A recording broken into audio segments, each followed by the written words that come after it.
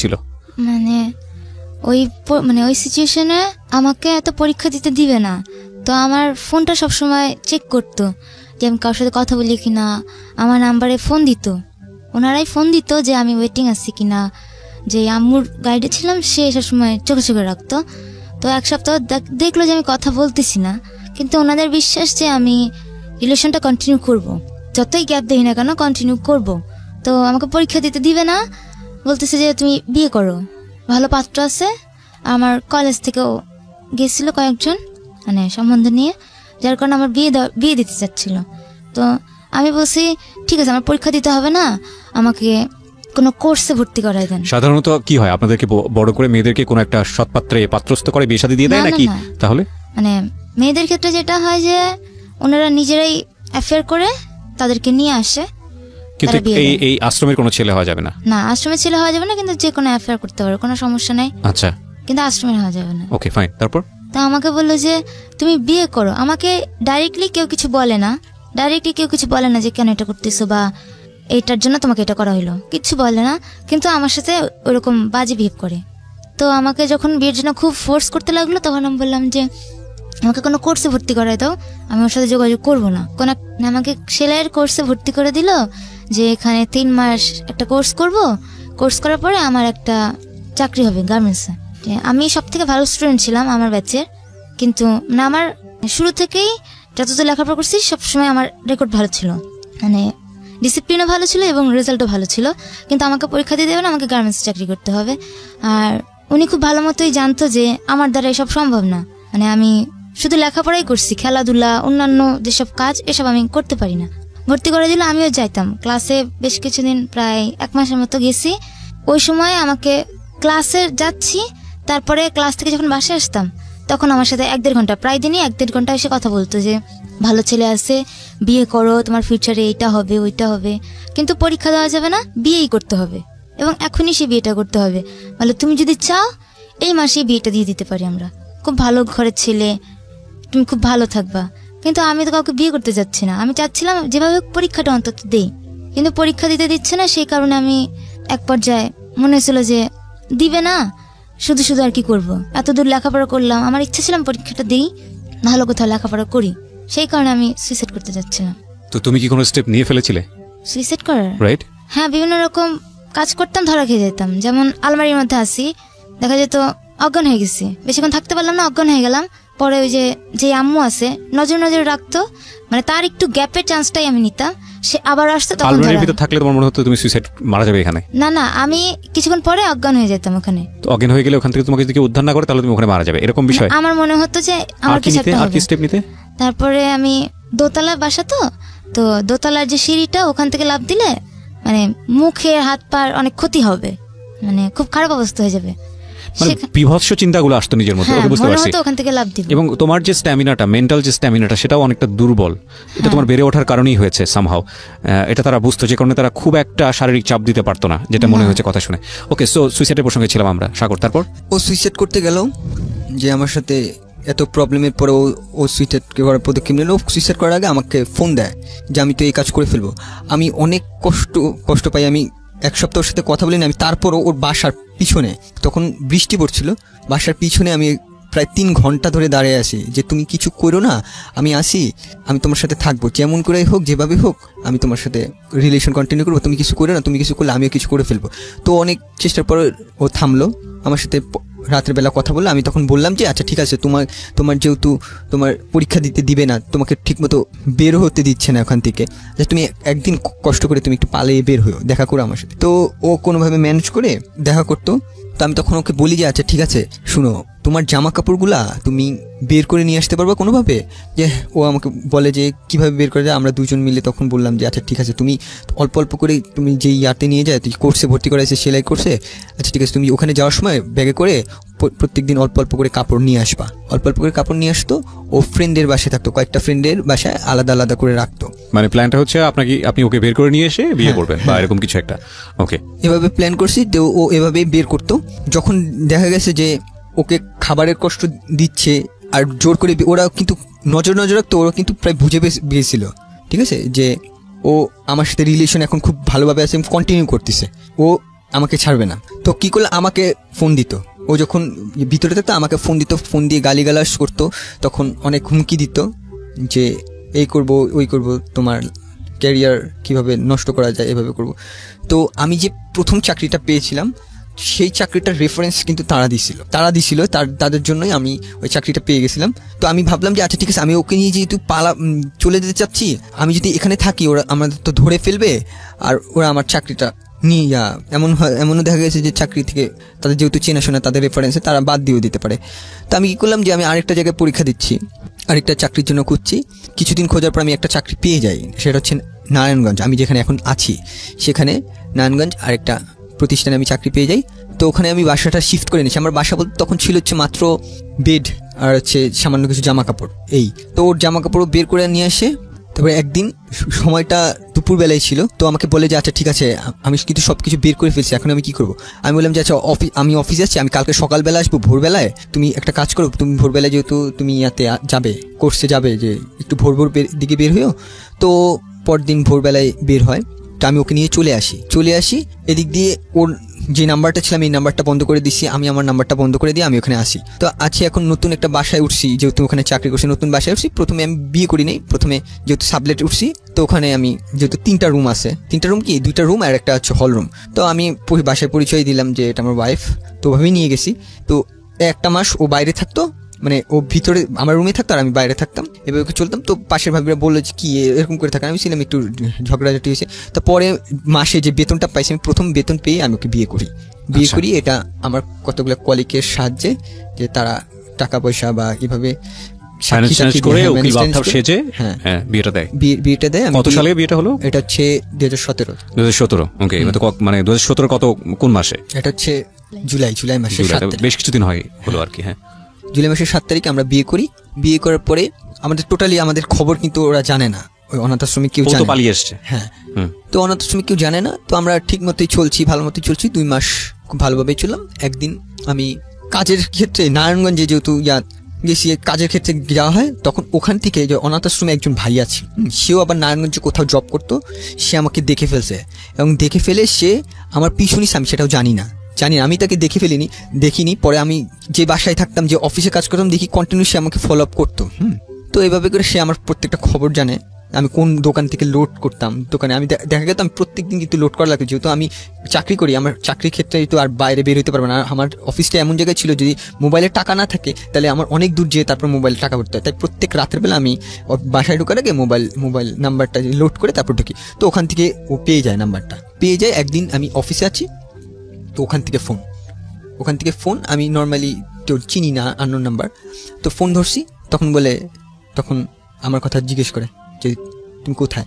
আমি কে বলছেন, তারপর পরিচয় দেয়, তারপর বলে যে আমি কিন্তু জানি তুমি কোথায় থাকো, কোথায় চাকরি করছো, সব কিছুই জানি, আমাদের কাছে সব কিছু খোঁজখবর আছে, তোমাকে দেখছে এখানে, তোমার বাসা এখানে। যখন দেখি সব কিছু এক্স্যাক্ট বলে দিচ্ছে, তো আমাকে জিজ্ঞেস করছে তোমার কাছে পাপিয়া গেছে কিনা। আমি তখন যেহেতু দেখছি যে সব কিছু এক্স্যাক্ট বলে দিছে, তো আমি বললাম যে হ্যাঁ আমার কাছে চলে আসছে, ধরা খেয়ে গেছি আমি। তো আমি আর মিথ্যা কথা বলিনি, আমি সত্যি কথা বলে দিছি। তো বলছে যে আচ্ছা তোমরা কি বিয়ে করছো? আমি বললাম যে হ্যাঁ বিয়ে করছি। আচ্ছা ঠিক আছে তুমি আসো। এটা কে জিজ্ঞেস করেছে? ওই যে ওখান থেকে আশ্রমের অথরিটি। হ্যাঁ অথরিটি। ওকে, তো তোমরা কি বিয়ে করছো? আমি হ্যাঁ আমরা বিয়ে করে ফেলছি। তো বলে যে আচ্ছা ঠিক আছে আসো দেখি, কাবিন নাম্বারটা নিয়ে আসো। তো আমার ভয় লাগছে যে আমি ওকে বলি যে আমি একটু ঘুরে আসি, আমি প্রথমে জানাইনি, ঠিক আছে। তো আমি আসি অনাথ আশ্রমে। তো আসার পর আমাকে প্রচণ্ড মারধর করে, যেহেতু আমি করি, অনেক মারধর করা হয়, আমার বাম পায়ে অনেক বড় আঘাত পাই। তো তারপরে কারা মারে আপনাকে? ওখানে ভিতরেই অথরিটি মারে? হ্যাঁ, মানে যারা মেরেছে তারা কি ওখানকার ম্যানেজমেন্টের ছিল। তারপর ওরা যাকে ভাই বলতো, ওখানকার ছেলেমেয়েরা, যারা আশ্রমের ছেলেমেয়েরা, তারা ছেলেরা মারছে। আচ্ছা, যে ওর যে ঘরে থাকতো সেই ঘরের যে ভাই ছেড়া ছিল। ওকে ওকে, ইন্টারেস্টিং। মানে ওরা মনে করতেছে ওর বোনকে নিয়ে গেছেন আপনি। আচ্ছা, তারপর অনেক মারে, আমি বাম পায়ে প্রচন্ড জখম হয়ে খুব খারাপ অবস্থা হয়ে যায়। তো আমি পরে ওকে ফোন দিই যে আচ্ছা আমার তো এই অবস্থায় আছে, তুমি কাবিন নামাটা নিয়ে আসো, ঠিক আছে। তো ওই সময় জানতে পারি আমাকে পুলিশ কেসও করা শেষ আমার নামে। কেসও করছে, যেদিন ও পালিয়ে আসছে সেদিনই বলে কেস করছে। তো পুলিশ আসলেও আমাকে ভিতরেই আটকে রাখা হয়। তো ও তো নতুন গেছে ওখানে, ও কোথাও বাইরে টাইরে যায় না। তো আমি ওকে বললাম যে ও তো একা আসতে পারবে না, আমাকে দেন, আমি ওকে বলে দিই। আমি ওকে মোবাইলে বলে দিছি যে কীভাবে আসতে হয়। তো ওভাবে ও আমার কথা শুনে আসে কাবিননামাটা নিয়ে আসে। তো পরবর্তীতে কাবিননামাটা দেখে যে আসলে বিয়ে হয়ে গেছে। প্রাপ্তবয়স্ক ছিলেন আপনারা? প্রাপ্তবয়স্ক, যেহেতু তারা আর কিছু করতে পারেনি, পুলিশ কিছু করেনি না। তারপর আমাকে 2বার হাজিরা দেওয়া লাগে। কোথায়? পুলিশের কাছে। পুলিশের কাছে কেন হাজিরা দিতে হবে? হাজিরা দিতে হলে তো আপনি হাজিরা দেবেন কোর্টে। পুলিশ কি করে, মানে পুলিশের রোলটা কি ছিল এখানে? পুলিশের দিকে তারা কেস করার পরে যে কেস করেছিল, তো আপনি থানায় গিয়ে হাজিরা দিয়েছেন? আচ্ছা, থানায় গিয়ে কি বলেছে ওখানে, কি করেছে? যে তাদের ধারণা ছিল যে তারা ওখান থেকে বলছে যে আমি মেয়েকে নিয়ে পালিয়ে গেছি। আচ্ছা, বুঝতে পেরেছি। মেয়েকে নিয়ে পালিয়ে গেছি, এটা হচ্ছে পুলিশ তো কোনো হ্যারাসমেন্ট করেনি আপনাদের? না। ওকে, ফাইন, ভেরি গুড। হ্যাঁ, যাওয়া হয়, কাবিননামাটা দেখায়, তারপর কেস উঠায় না। তারপর ওই দিন আমাদের কেসটা কারা উঠায়? ওরা উঠায় নাই? ওরা উঠায় নাই, আচ্ছা। তখন উঠায় নাই। তখন আমাদের ওই দিন ছেড়ে দেওয়া হয়। আমি বাম পায়ে প্রচণ্ড জখম অবস্থায় আমি বাসায় আসি। আমার ওয়াইফ অসুস্থ, ওই সময় আমাকে সেবা করে। আমার এমনিতেই তো আমি আমার চাকরিটা কন্টিনিউ করতে পারিনি। তারপর আবার ঢাকায় যাওয়া, পুলিশের কাছে থানায় যেয়ে হাজিরা দেওয়া। 2 দিন হাজিরা দেওয়ার পরে যখন আমি নিজেই বলছি আচ্ছা আমরা তো বিয়ে করে ফেলছি, এখন কেসটিকে পরবর্তীতে কেসটা উঠিয়ে নেওয়া হয় আমাদের। তো ওই মাসে আমার প্রচণ্ড অসুস্থ, আমার পা ভেঙে গেছে। তারপর আমার ওয়াইফ অসুস্থ, আমি অনেক দিন আমার অফিস গ্যাপ হয়ে যায়। তো অফিসে আমি যেই গার্মেন্টস সেক্টরে ইঞ্জিনিয়ার ছিলাম, তো তারা বলে যে আচ্ছা আপনার আর কন্টিনিউ করা লাগবে না, জবটা ছেড়ে দেয়। হ্যাঁ, তারাই বলে যে আচ্ছা পরদিন এসে রিজাইন লেটারটা নিয়ে যান। তা আমি ওখানেকার যে আমাদের জেনারেল ম্যানেজার ছিল জিএম স্যার, তাকে অনেক রিকোয়েস্ট করি যে স্যার আমাকে শেষে রিজাইন, বাট তারা আমার জায়গায় আরেকজন লোক নিয়ে নিছে এরই মধ্যে। তো আমি ভাঙা পা নিয়ে গেছি অফিসে, রিজাইন লেটারটা নিয়ে এসে আমি ওয়াইফকে জানাইনি তখনও যে আমার চাকরিটা নাই আর। কারণ আমার ওয়াইফ তখন অনেক বেশি অসুস্থ হয়ে পড়ছে, কারণ ভারী কাজ করতে হতো না। আমি কষ্ট করে চলতেছি। সেদিন আসলাম বাসায়, ওর জ্বর ছিল, আমি নিজেই করলাম, মাথায় পানি দিয়ে দিলাম। তখন ও জানে না, তখন আমার দিকে তাকালে যে আজকে তুমি আগে আগে না, তোমার অসুস্থ তো তুমি, এই জন্য আগে আসলাম। তারপর বললে না তোমার চোখ তো অন্য কথা বলতেছে তুমি। তারপরে রাতের বেলা অনেকক্ষণ পর বলছি যে আমার চাকরিটা এই অবস্থা চলে গেছে, আমার অনেকগুলো গ্যাপ হয়ে গেছে এই কারণে। তো ওই মাসে খুব খারাপভাবে আমরা দিন কাটাইছি, যে দেখা গেছে যে পরের মাসে বেতন পাবো, ওই মাসে এই যে এত ঝামেলা, ওষুধপত্রতে চলে গেছে, টাকা পয়সা চলে গেছে। আমাদের কাছে কোনো টাকা পয়সা নাই, খাবার দাবারের জন্য কিছু টাকা পয়সা নাই। তো আমরা কি করতাম, আমাদের কিছু টাকা ধার নিতাম, বা হচ্ছে দোকান থেকে ধার নিতাম, যে ওই মাসটা কোনো মতে চলে আসছি। পরের মাসে যে বেতনটা পাইছি আমি, আগের মাসে তো চাকরি করছি যতদিন, 25 দিনের মতো চাকরি করছি, তখন 12,000 টাকা দেয়। তো 12,000 টাকা পেয়েছিলাম। টাকা পাওয়ার পরে বাসা ভাড়া, দোকান ভাড়া, দোকানের সদাই যে বাকি নেওয়া হয়েছিল সেগুলি দেওয়ার পরে আমাদের হাতে খুব অল্প থাকে। সেই অল্প টাকা দিয়ে ওর চিকিৎসাও ঠিক মতো হয় না, ও কিছুদিন পর অসুস্থ হয়ে যাচ্ছে। চিকিৎসার জন্য কিছু টাকা রাখলাম, বাজারের জন্য কিছু টাকা রাখলাম, আর আমি নতুন চাকরিও তো খুঁজতে হবে। তো নতুন চাকরির জন্য খোঁজার চেষ্টা করতেছি। আমি ওকে ছাড়া কোথাও যাইতেও পারতেছি না, ও কারণ অসুস্থ হয়ে যায়, বাসায় ওকে দেখার জন্য কেউ নাই। আবার আমার এখান থেকে চাকরিও দরকার। তো আমি ফোনে কতজনের কাছে জিজ্ঞেস করলাম, যে আগে যেসব অফিসে চাকরি করছি, 2টা অফিস, বললাম ভাই আমার ওয়াইফের তো এই অবস্থা, আমার একটা চাকরির খুবই দরকার, যে আমি পরিশ্রম করতে চাই, আমি পরিশ্রম করে বাঁচতে চাই। তো অনেকে অনেক কথাই বলে, যে সবাই সহানুভূতি দেখায়, আচ্ছা ঠিক আছে আমি ব্যবস্থা করে দেবো, এই করে দেবো, সেই করে দেবো। পরে ওই মাসটা কোনো মতে কাটাইলাম। পরের মাসে আমার ওয়াইফের প্রচণ্ড খারাপ অবস্থা, বমি হচ্ছে বারবার, গলা থেকে রক্ত পড়ছে, পেটে ব্যথা, যেমন গাইনি প্রবলেম হয়ে গেছে। তো আমি অনেক দিন ওই অনাথ আশ্রমে ফোন দিলাম যে স্যার আমার তো এই ওয়াইফের এই অবস্থা। তারা রেসপন্স করে, বা শুনলেও না শোনা করে। তো একদিন রাতের বেলা অল্প কিছু খাওয়া দাওয়া করার পরে ও প্রচণ্ড জ্বর চলে আসে। হ্যাঁ, ও আমাকে বলে যে আমি আর সহ্য করতে পারতেছি, আমার দম নিতে কষ্ট হচ্ছে, তো আমি এখন কি করব। তো ওই দিন রাতের বেলা আমার মনে আছে আমি প্রায় 2 ঘন্টা ফোন দিছি, কেউ রেসপন্স করে নাই। পরদিন সকালবেলা আমি খুব ভোরবেলায় ফোন দিছি, পরে ধরছে। তো বললাম যে স্যার আমার ওয়াইফের তো খুব খারাপ অবস্থা, এটা যদি ডাক্তার না দেখাই তাহলে খুব খারাপ হয়ে যাবে আমার ওয়াইফের সাথে। তো ওনারা বলে যে আচ্ছা ঠিক আছে নিয়ে আসো। আমার ওয়াইফ হাঁটতে পারে না, আমি কোনো মতে কষ্ট করে নিয়ে গেছি। ও গাড়িতে উঠছে, ঠিক মতো বসতে পারতেছে না, পুরো চোখ মুখ লাল হয়ে গেছে। তো পেট ব্যথায় ওর ব্লিডিং শুরু হয়েছে, মুখ থেকে ব্লিডিং পড়তেছে, ব্লাড পড়তেছে গাড়িতে। তো আমি কোনো মতে নিয়ে গেলাম। তো ওখানে ঢুকতে দিবে না প্রথমে, মানে ওয়েট করাচ্ছে। আমি তখন অনেকবার ফোন দিলাম যে আমার ওয়াইফের খারাপ অবস্থা আছে, আপনারা একটু তাড়াতাড়ি ঢুকতে দিলে আমার দেখা করে আমি চলে যাব। কিছু আর্থিক সাহায্যের জন্য আসছিলাম। আর হচ্ছে কিছু চাকরির জন্য রেফারেন্স যদি দেয় ওরা, এই দুইটা কারণে আসি। তো আসছি আধা ঘন্টা কথা বলে, তা আমাদের প্রথম অনেক খারাপ ব্যবহার, মানে বাজে কথা বলা, তোমার এই করছো সেই করছো। তো তারপরও তারা আমাদের 2,000 টাকা দেয়। তারা আমাদের ওই দিন অনেক বেশি উপকার করছিল। অন্তত আমার ওয়াইফের যে কন্ডিশন ছিল, এই 2,000 টাকা আমার ওয়াইফের জন্য অনেক বেশি কাজের ছিল। আমি ওই 2,000 টাকা পাইছি। তারপরে আমার ওয়াইফকে নিয়ে ডাক্তারের কাছে গেছি, গাইনি ডাক্তার দেখালাম, অনেক বড় প্রবলেম হয়েছিল। তো 1 মাসের ওষুধ লিখে দেয়। 1 মাসের ওষুধ কেনার টাকা ছিল না আমার কাছে যেহেতু। তো আমি 10-12 দিনের ওষুধ কিনি। ওষুধ কেনার পরে আর কিছু বাজার নিয়ে আসি, যে আচ্ছা ঠিক আছে ওষুধ খালি তো ওষুধ খেলে হবে না, বাজারও তো লাগবে। তো বাজার কিনে নিয়ে আসি।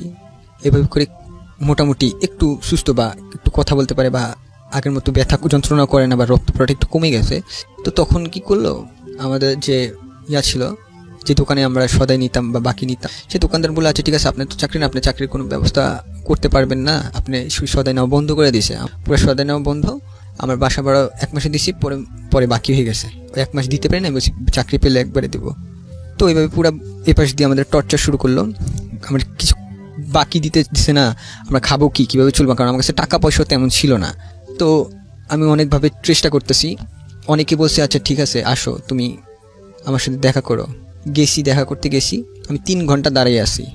3 ঘন্টা দাঁড়িয়ে আসি, তখন শীতের সময়। 3 ঘন্টা দাঁড়িয়ে আসি। যেদিন আমার ইন্টারভিউর দিন, সেদিন ফোন দিয়ে জিজ্ঞেস করি যে ফোন দিই, কোনো রেসপন্স নাই, কোনো রেসপন্স করে না, ফোন ধরে না। এরকম করে অনেক জায়গায় আমি ঘুরছি। আমার তখনও পাটা কিন্তু ঠিকমতোভাবে সারে নেই। আমার পায়ে অনেক বড় একটা ক্ষত হয়ে গেছিলো। তখন আমি করেই চলছি। তো আমার ওয়াইফ এপাশে বাসায় আসে, তো আমি আসতাম। আইসা এমন দিন গেছে যে ওই মাসে আমরা ভাতের মুখ দেখি নাই পর্যন্ত, ভাত খাই নাই। মনে পড়ে না আমার 30 দিনের মধ্যে আমরা কয়েকদিন ভাত খাইছি। কিভাবে থাকতে তাইলে? আমাদের দেখা গেছে যে সারাদিনে 4টা সিঙ্গারা বা 4টা পরোটা কিনে নিয়ে আসতাম, দুপুরবেলা কিনে নিয়ে আসতাম, 2টা দুপুরবেলা খাইতাম, 2টা রাতের বেলা খাইতাম, এভাবে করে। তো পিউ, মনে হয় না যে ছেলেটাকে জীবনে নিয়ে তুমি ভুল করেছো? এই যে এত কষ্ট। মনে হয় তো মাঝে মাঝে, কিন্তু ভালোবাসি তো। গল্পটা এখানেই শেষ হবে প্রিয় শ্রোতা, আর গল্পটা বড় করব না। কার ভুল ছিল, কি আছে, কি হবে, কিছুই আমরা জানি না। আমরা শুধু জানি যে ওরা একটা বিশাল সমুদ্র পাড়ি দেওয়ার জন্য দুজনে হাত ধরেছে, এবং এই যে লাস্ট শব্দটা ভালোবাসিত, এই ভালোবাসিতর শক্তিটা এত বেশি হোক যাতে করে সমুদ্রটা ওদের চিন্তা করতো ওই সময়টাতে যে আপনার জন্মটা কেন। আমার খুব খারাপ লাগতো যখন স্কুলে যখন মাদার্স ডে হিসেবে সবাই আসতো, মাদার্স ডে ফাদার্স ডে হইতো, যখন সব মা বাবারা আসতো। আমার সময় কেউ ছিল না আমার কাছে, মানে কেউ আসতো না আমার জন্য। যে পরীক্ষার রেজাল্ট বেরোইছে, সব মা বাবারা আসতেছে, আমার কেউ ছিল না বলে আমার কেউ আসতোই না। আমি একে একে আমার রেজাল্ট কার্ড সবকিছু আমি নিজেই নিতাম, বা আদর করবে কেউ, আদর করার মতো তখন কেউ ছিল না। তো বন্ধু বান্ধব খুব ভালো ব্যবহার করতো আমার সাথে, সবাই জানতো যে আমি এই প্রতিষ্ঠান থেকে মানুষ হচ্ছি, আর ম্যাডামরাও জানতো। তো আমার একজন ম্যাডাম ছিল, তিনি আমাকে মা বলার অধিকার দেয়, যে তুমি আমাকে, তোমার যদি খুব কষ্ট হয় তাহলে তুমি আমাকে মা বলে ডাকো। আমি তাকে কোনো সময় ম্যাডাম বলিনি। তারপর থেকে আমি সবসময় আমি মা বলে রেখেছি, এবং সে মায়ের মমতা দিয়ে আমাকে বড় করছে যতদিন আমি ওই স্কুলে পড়াশোনা করছি। আমার যত সব হেল্প লাগে তিনি করছে, পড়াশোনার দিক দিয়ে, আর্থিক দিক দিয়ে। তো আমার যখন ফ্রেন্ডের মাধ্যমে আমি ইসলাম ধর্ম গ্রহণ করি, তো ওখানে আমি তখনও জানাইনি, আর প্রতিষ্ঠানে তখনও জানাইনি যে আমি ইসলাম ধর্ম গ্রহণ করেছি। তাদের কিছু ছিল, রেস্ট্রিকশন ছিল যে তাদের, বাট আমি ভয়ও পেয়েছিলাম, এই জন্য জানাইনি। আর তাদের অনেকগুলো নিয়ম ছিল। আমি লুকিয়ে লুকিয়ে আমাদের বন্ধু বান্ধবের সাথে আমি তাদের কিভাবে কোরআন শরীফ পড়তে হয়, কিভাবে নামাজ পড়তে হয়, কিভাবে রোজা রাখতে হয়, এগুলো শিখেছি। আমি লুকিয়ে লুকিয়ে নামাজ পড়তাম তখন, যে বাসার উপরে আমি যতদিন ছিলাম হোস্টেলে, সবাই দেখা গেছে যে মসজিদে নামাজ পড়তেছে, কয়েকজন ফ্রেন্ড আমাকে নিয়ে যাইতো, যখন নিয়ে যেয়ে আমরা বাইরে যেয়ে নামাজ পড়তাম, আমি নামাজ পড়তাম।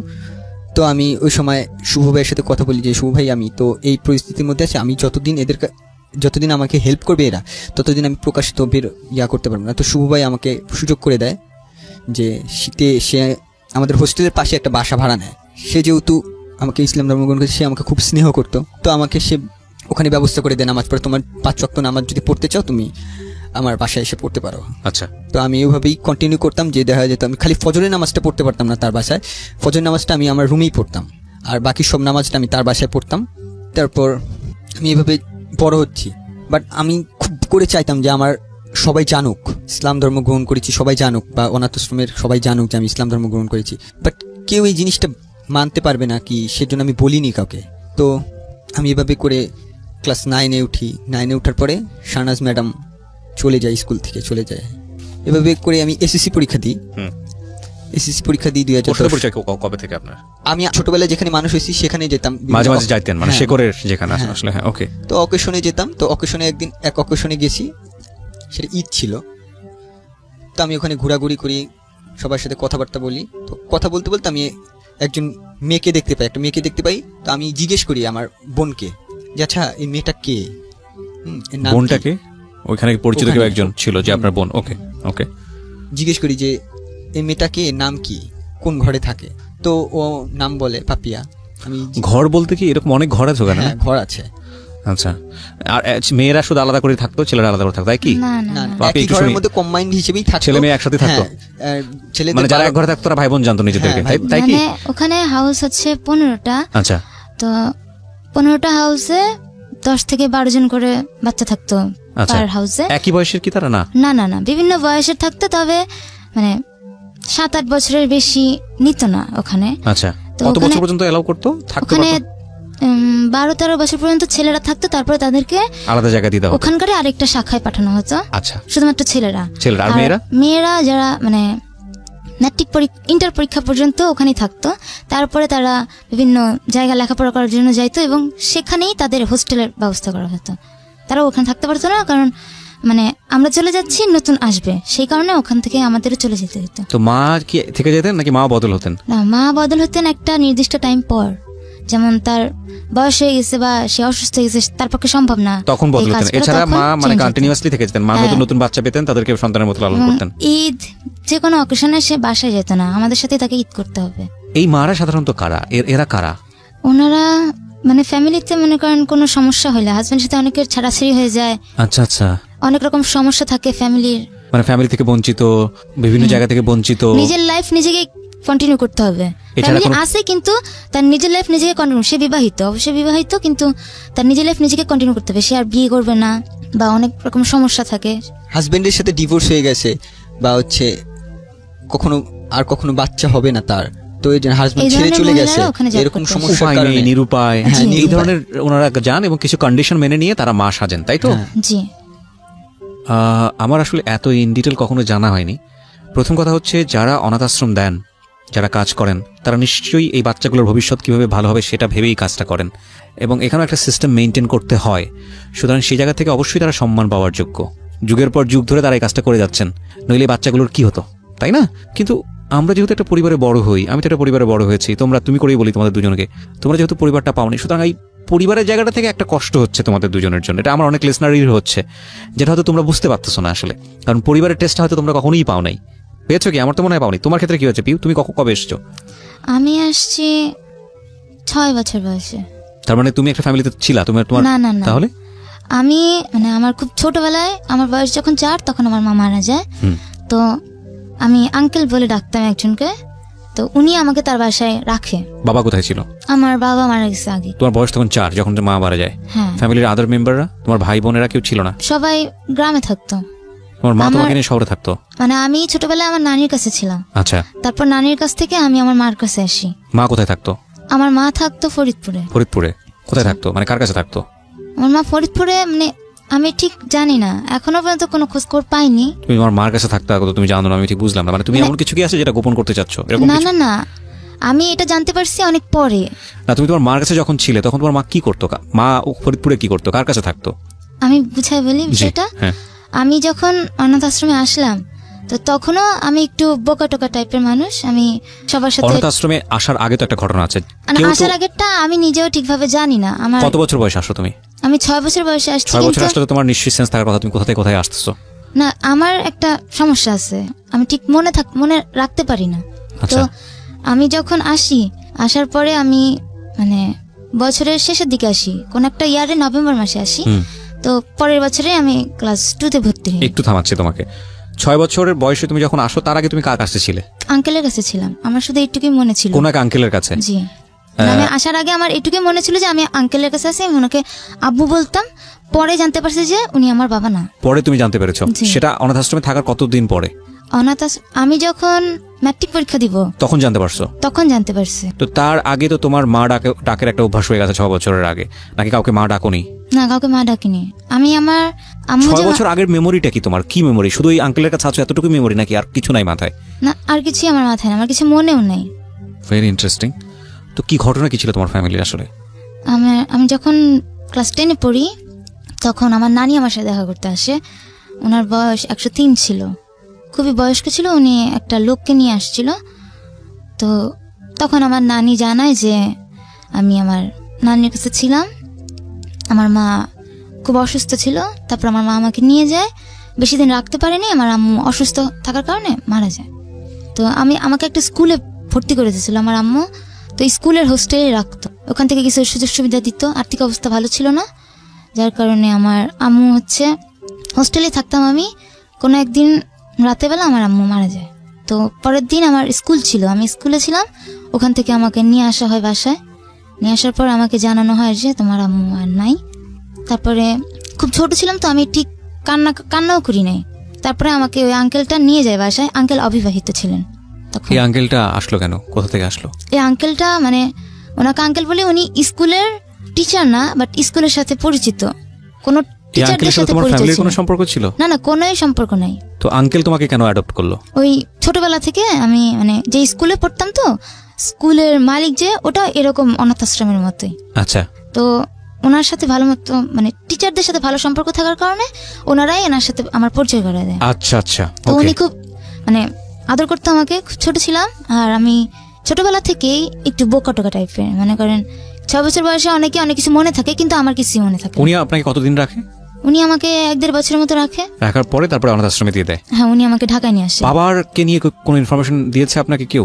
না, আমি পরে জিজ্ঞাসা করছিলাম, বলছে যে আমার বাবা মারা গেছে আমার জন্মের আগে। কোথায় ছিল, কি করতে, কিছু বলেনি?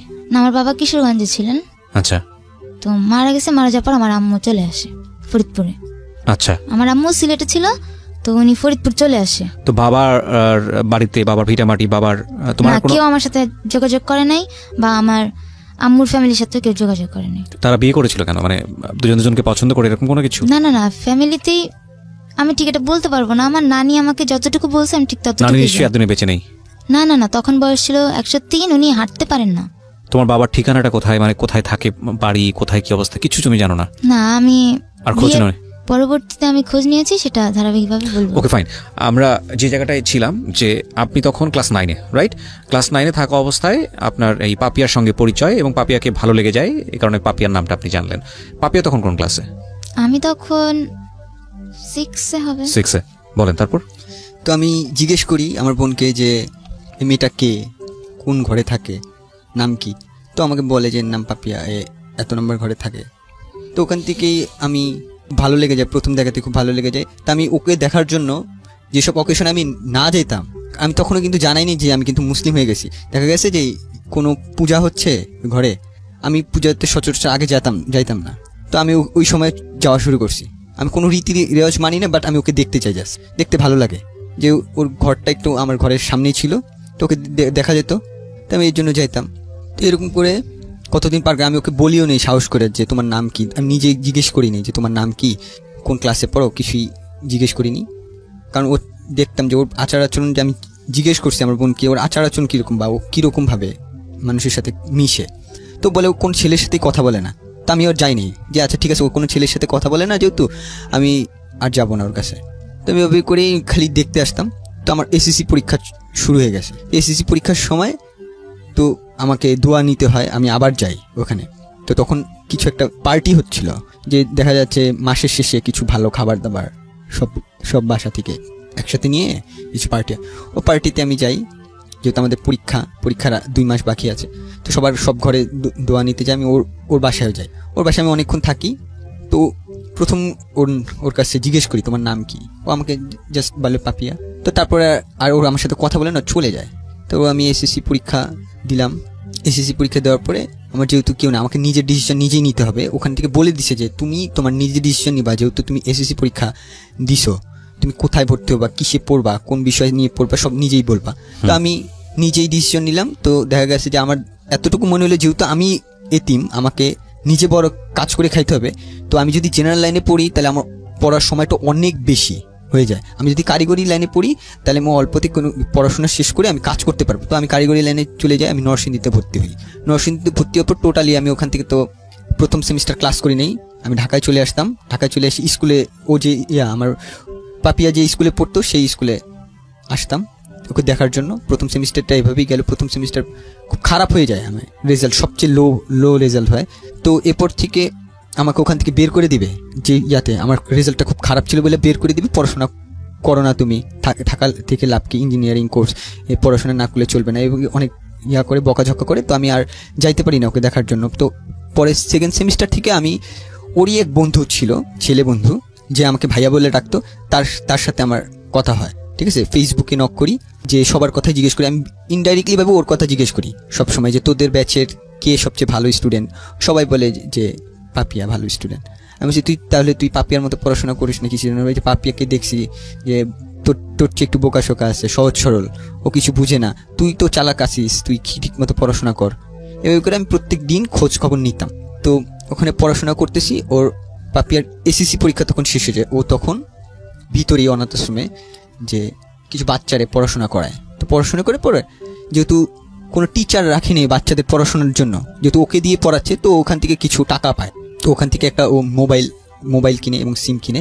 তো আমি তখন জানতামও না যে ও মোবাইল সিম কিনছে। তখন একদিন ফেসবুকে কথা বলতে বলতে জিজ্ঞেস করলাম ওর বন্ধুকে যে কি রে, তোর পাপিয়ার সাথে কথা হয় কিনা। তো বলে হ্যাঁ, কথা হয় তো মোবাইলে। আমি ওর মোবাইল নাম্বারটা আছে? হ্যাঁ আছে। আমি তুই দিতে পারবি? তো অনেক বারণ করে যে না, এটা দেওয়া যাবে না, এই সমস্যা আছে, সেই সমস্যা দেখায়। আমি তারপর অনেক ম্যানেজ করে নাম্বারটা নেই পাপিয়ার। তো পাপিয়ার নাম্বার আমি নেওয়ার পরে আমি ওকে ফোন দিতে পারছি না, ভয় পাচ্ছি যে ও আমার ফোনটা ধরবে কিনা, বা ধরলে বলে দিবে। কারণ ওখানে একটা নিয়ম ছিল যে ভিতরে কোনো ছেলে বা মেয়ে কখনো রিলেশন করতে পারবে না। তুমি বাইরে রিলেশন করো তাতে প্রবলেম নাই তাদের, বাট ভিতরে কোনো মেয়ে বা ছেলে রিলেশন করতে পারবে না। সেজন্য আমি ওকে ভয় পাইতাম যে ওকে কীরকম আমি প্রথম কথা বলবো ওর সাথে, ও যদি পরে ভিতরে বলে দেয়, যারা দেখাশোনা করে তাই বলে দেয়, তাহলে তো আমার প্রবলেম হয়ে যাবে। আমাকে তো এখনও ওখান থেকে হেল্প করছে, তো প্রবলেম। আমি ফোন দিই না, অনেক দিন ধরে নাম্বার রেখে দিয়েছি। তো একদিন কিছু না ভেবে ফোন দিলাম, আননোন নাম্বারে ফোন দিলাম। এভাবে কিছুক্ষণ কথা বললাম, ওর দেখে আমার সাথে খুব ভালোভাবে কথা বললো। তারপর আমি আবার বন্ধ করে দিলাম। নিজেকেই বুঝলাম যে না, এটা ঠিক না, এটা মনে হয় আমি ভুল করছি। ঠিক না কেন বলছি, মানে আপনাদের এই যেহেতু নিয়ম আছে, আশ্রমের ভিতরে নিয়ম আছে যে ছেলে মেয়েদের মধ্যে কখনো কোনো সম্পর্ক হতে পারবে না। সে আমি আপনাদের বলুন। তারপর তো আমি খুব ভয় পাইতাম, তো পরিচয় দিতে চাইতাম না, আননোন নাম্বারে কথা বলতাম। দেখি প্রথম কথা বলার পর ও সামান্য অল্প কিছু কথা বলে, বাট ভালো মিশুক। তা আস্তে আস্তে এভাবে কথা বলি, আননোন নাম্বারে কথা বলি। এরকম করে 3 মাস চলে যায় যে আমি আননোন নাম্বারে কথা বলতেছি। তো একদিন ও দেখা করতে চায়, ও যেহেতু কলেজে ভর্তি হয়েছে, তো এখন একা একা চলাফেরা করতে হবে। ও বলছে যে আচ্ছা ঠিক আছে, আমার কলেজ আছে, কলেজ শেষে আপনি দেখা করতে পারবেন কিনা। মানে 6 এর পরিচয় হলো ওর, কিন্তু কলেজ পর্যন্ত এটা কন্টিনিউ হয়েছে, এই আননোন নাম্বারে কথা বলা, অন অ্যান্ড অফ, লম্বা সময় ধরে। তার মানে আপনার দিক থেকে ভালো লাগার ব্যাপারটা তো অনেক আগে থেকেই ছিল, কিন্তু ওর জায়গাটা থেকেও ভালো লাগাটা কি ততদিনে কি প্রেম পর্যায়ে চলে গেছে নাকি জাস্ট? ও আমাকে কখনোই আমাকে দেখার আগ পর্যন্ত ভালোবাসেনি। আচ্ছা ঠিক আছে, জাস্ট আননোন নাম্বারে কথা বলতো। তো আমাকে দেখা করতে চায়, তো আমি ভয়ে ভয়ে দেখা করি যে আমাকে ভিতরে কি দেখছে কিনা। ও দেখলে তো যদি বলে দেয় ভিতরে, আমার হেল্প বন্ধ করে দিবে। তো দেখা যায় যে আমরা দেখা করি ওর কলেজ শেষে। আমি নরসিংদী থেকে আগের দিন আসি, ক্লাস মিস দিয়ে আসি ওর সাথে দেখা করতে। ও তখন কলেজে পড়ে, আমি তখন লাস্ট সেমিস্টার চলে আসছি। ও যখন কলেজ পড়ে তখন আমি লাস্ট সেমিস্টার। তো দেখা করতে আসি, দেখি প্রথম দিনও আমাকে চিনতে পারেনি যে আমি যেটা বলছি সেটাই বিশ্বাস করছে। প্রথম দিন চিনতে পারেনি। এভাবে করে কথা বলতেছি, দেখা করতেছি, মাঝে মাঝে দেখা করতেছি। তো আমি কী করলাম যে নরসিংদীতে না থেকে আমি একবার ঢাকায় চলে আসছি। ঢাকা থেকে এসে যে আমি লাস্ট সেমিস্টার পড়াশোনা করব। যেহেতু লাস্ট সেমিস্টার ছিল, পড়াশোনার চাপ ছিল কম, জাস্ট পরীক্ষাটা অ্যাটেন্ড করে গেলেই হবে। তো আমি ঢাকায় থাকা শুরু করি, ওর সাথে দেখা করতাম, ক্লাসে যেতাম না, শুধুমাত্র পরীক্ষার সময় যে পরীক্ষা দিতাম। পরীক্ষা দিয়ে পাশ করলাম, বেকার বসে আছি। বেকার বসার পর 3 মাস আমি বেকার বসেছিলাম, চাকরির জন্য অ্যাপ্লাই করতেছি। আর ওর সাথে আননোন নাম্বারে কথা তো বলতাম, এখন তো দেখা হয়ে গেছে। যেহেতু আমি তখন আমার নামটা পর্যন্ত বলিনি, কি নাম, আমি আরেকটা নাম বলেছিলাম, তো ওই নামে ও চিনত। তো একদিন দেখা করার সময় ভিতরে, অনাথ আশ্রমের ভিতরে একটা মেয়ে দেখে ফেলে আমাদের। তো দেখে যাওয়ার পর ওকে বলে যে আচ্ছা তুই এই ছেলের সাথে মিশলি কিসের জন্য? ছেলে কি হয় তোর? কি হয় মানে আমার? বলে যে না এমনি আমার বন্ধু। বলে ও যে ভিতরে তুই জানিস না? আমি বললাম যে না। ও বলে যে না আমি তো জানি না, আমি কখনো দেখিনি, কারণ বাসা থেকে খুব কম বের হতো, দেখেই নি। তো যখন জানতে পারলো, ওই প্রথম আমাকে জানতে পারলো যে আমি অনাথ আশ্রমে থাকি, মানে ওই একই অনাথ আশ্রমে একই অনাথ আশ্রমে থাকি। তো আমাকে জিজ্ঞেস করলো ওই দিন রাতের বেলা ফোন দিয়ে, আচ্ছা তুমি কি এই অনাথ আশ্রমে ছিলা? আমি যখন দেখছি না ঠিক আছে, যখন জেনে ফেলছে, তখন আমি আর মিথ্যা বলিনি, আমি বলছি হ্যাঁ আমি এখানে ছিলাম। আমি ততদিনে কি মানে দুজনের মধ্যে সম্পর্কটা কি ভালোবাসার সম্পর্ক দাঁড়িয়ে গেছে? আমি শুধু ভালোবাসতাম, ও তখনও ভালোবাসেনি? তখনও ভালোবাসি। আচ্ছা, তখনই আমার সাথে জাস্ট বন্ধুত্ব সম্পর্ক। তো আমাকে জিজ্ঞেস করলো যে অনাথ আশ্রমে কি, আমি বললাম হ্যাঁ আমি অনাথ আশ্রমে। তো তখন কি করলো যে কথা বলাটা প্রায় ছেড়েই দিবে এই অবস্থা, যে ঠিক আছে যেহেতু এত প্রবলেম দেখে ফেলছে যে তুমি আমাকে আগে বলো না, তুমি আমার সাথে মিথ্যা কথা বলছো, ছেড়ে দিবে। তো আমি আর ডিস্টার্ব করতাম না, মাঝে মাঝে ফোন দিতাম, দেখতাম যে ফোন রিং উঠে না। তো এরকম করে 1 মাস আমি ফোন দিই, বাট ও কখনো উঠায়নি। 1 মাস পরে যখন আমি ফোন দিই, প্রথম আমার চাকরি হয়েছে, ওই দিন চাকরি প্রথম হয়েছে যে আমি একটা জব পেয়েছি অল্প স্যালারিতেই। তো ওই দিন আমি ওকে সুখবরটা জানানোর জন্য, ওর সাথে কথা বলার জন্য না, বা ওকে করার জন্য না, জাস্ট জানানোর জন্য যে এতদিন ধরে আমি কথা বলতেছি তোমার সাথে, আমার একটা ভালো মুহূর্ত যাতে তুমি জানো, আমি ভালো মুহূর্ত জানানোর মতো কেউ তো নাই তুমি ছাড়া, আমি তোমার সাথে খুব ভালোভাবে মিশছি। তো এভাবে জানাইছি, ও খুব খুশি হয়ে যায় যে আমি চাইছিলাম যে তুমি একটা ভালো খবর দাও আমাকে। তো ওই সময় ও যার কাছে ছিল ওখানকার একটা বড় আপুর সাথে ওর একটু ঝামেলা হয়। তো মনোমালিন্য হওয়ার পরে যাকে ও মা বলতো, তো তার সাথে একটু খারাপ আচরণ হয়ে যায়। তো নানাভাবে ওকে টর্চার করতো, ওকে তো শারীরিক টর্চার করার মতো ছিল না, শারীরিক টর্চার করা যেত না, তো ওকে মানসিকভাবে নানা রকম টর্চার। একদম নিষেধ আছে শারীরিক টর্চার করা? শারীরিক টর্চার নিষেধ নাই, ওর কন্ডিশনটাই এরকম যে ওকে যদি একটা আঘাত করে যে সে আঘাতের দাগ অনেক দিন থাকবে এবং অনেক অসুস্থ হয়ে যায়। সেজন্য ওকে ছোটবেলা থেকে যেহেতু ওকে মানুষ করছে, তো সেহেতু সে শারীরিক টর্চারটা করতো না, মানসিক টর্চার করতো। যেমন হচ্ছে মানে প্রচুর পরিশ্রম করাচ্ছে, যেই কাজটা ওর দ্বারা হবে না সেই কাজটা করাচ্ছে, ও করছেও, কিন্তু কখনো না বলেনি ও করছে, বাট ওকে ঠিকমতো খাবার দিচ্ছে না বলতে যে ওর যেসব খেলে ওর অ্যালার্জি হয়, যেসব খেলে খেতে পারে না, সেই সব জিনিস ওকে বেশি করে দিচ্ছে। যে আবার কখনো দেখা গেছে যে 9টার সময় খাবার খাওয়ার সময়, যে 9টার সময় আসছে, এসে শুনে যে খাবার শেষ হয়ে গেছে। তো এইভাবে আমাকে বলতো যে এই কথাগুলো। তখন ওই 1 মাস পরে যখন আমি অফিস চাকরি পেলাম, তখন বলা হলো। তো আমি বললাম আচ্ছা ঠিক আছে, যেহেতু তোমার এই প্রবলেম হচ্ছে তুমি আমার সাথে আসো, আমি তো এখানেই থাকি, একসাথে থাকি, তুমি আমার সাথে বন্ধুত্ব সম্পর্কে রাখো। তো জাস্ট বন্ধুত্ব হিসেবে আমার সাথে দেখা করতে আসো। আমি যেহেতু ওকে খাবার কষ্ট হচ্ছে, তা আমি তখন টিউশনি করা শুরু করছি এবং চাকরিও করি, টিউশনি করি। তো টিউশনির টাকা পাওয়ার পরে আমরা দুজন দুপুরবেলা লাঞ্চ করতাম, একসাথেই লাঞ্চ করতাম। যে আমার লাঞ্চ ব্রেক দিত, অফিসে ছুটি দিত, লাঞ্চ ব্রেক করতাম। আমার অফিসটা কলেজটা একসাথেই ছিল, যেহেতু কাছাকাছি ছিল। তো আমি যেতাম, যে আমরা লাঞ্চ করতাম। ও আমাকে বলতো যে আমি জানি যে এটার পরে আমি পরবর্তী তার খাবার আদৌ কি পাবো কি না সেটা জানি না। তো আমি করতাম প্রত্যেকদিন দুপুরবেলা লাঞ্চ করতাম আমরা দুইজন একসাথে। তো ও একটা পর্যায়ে 3 মাস সময় লাগছে আমাকে, এতদিন পরে আমার এই যে 1 মাস পরে যখন কথা বলছি, তারপরে আর 3 মাস সময় লাগছে আমাকে ভালোবাসতে। তো একদিন আমাকে বলে যে আমি তোমাকে ভালোবাসি, বাট এটা তো কেউ মানবে না, কিভাবে কি করবো আমরা দুজন। তো আমি তখন বলি যে আচ্ছা ঠিক আছে, মানবে কি মানবে না তখন দেখা যাবে পরে, তুমি একটা কাজ করো, আমার সাথে এরপর যখন দেখা করতে আসবা তখন মাস্ক পরে আসবা যাতে আমাদের কেউ না চিনতে পারে। তো ও যখন আমার সাথে দেখা করতে আসতো তখন ও মাস্ক পরতো, আমিও মাস্ক পরতাম।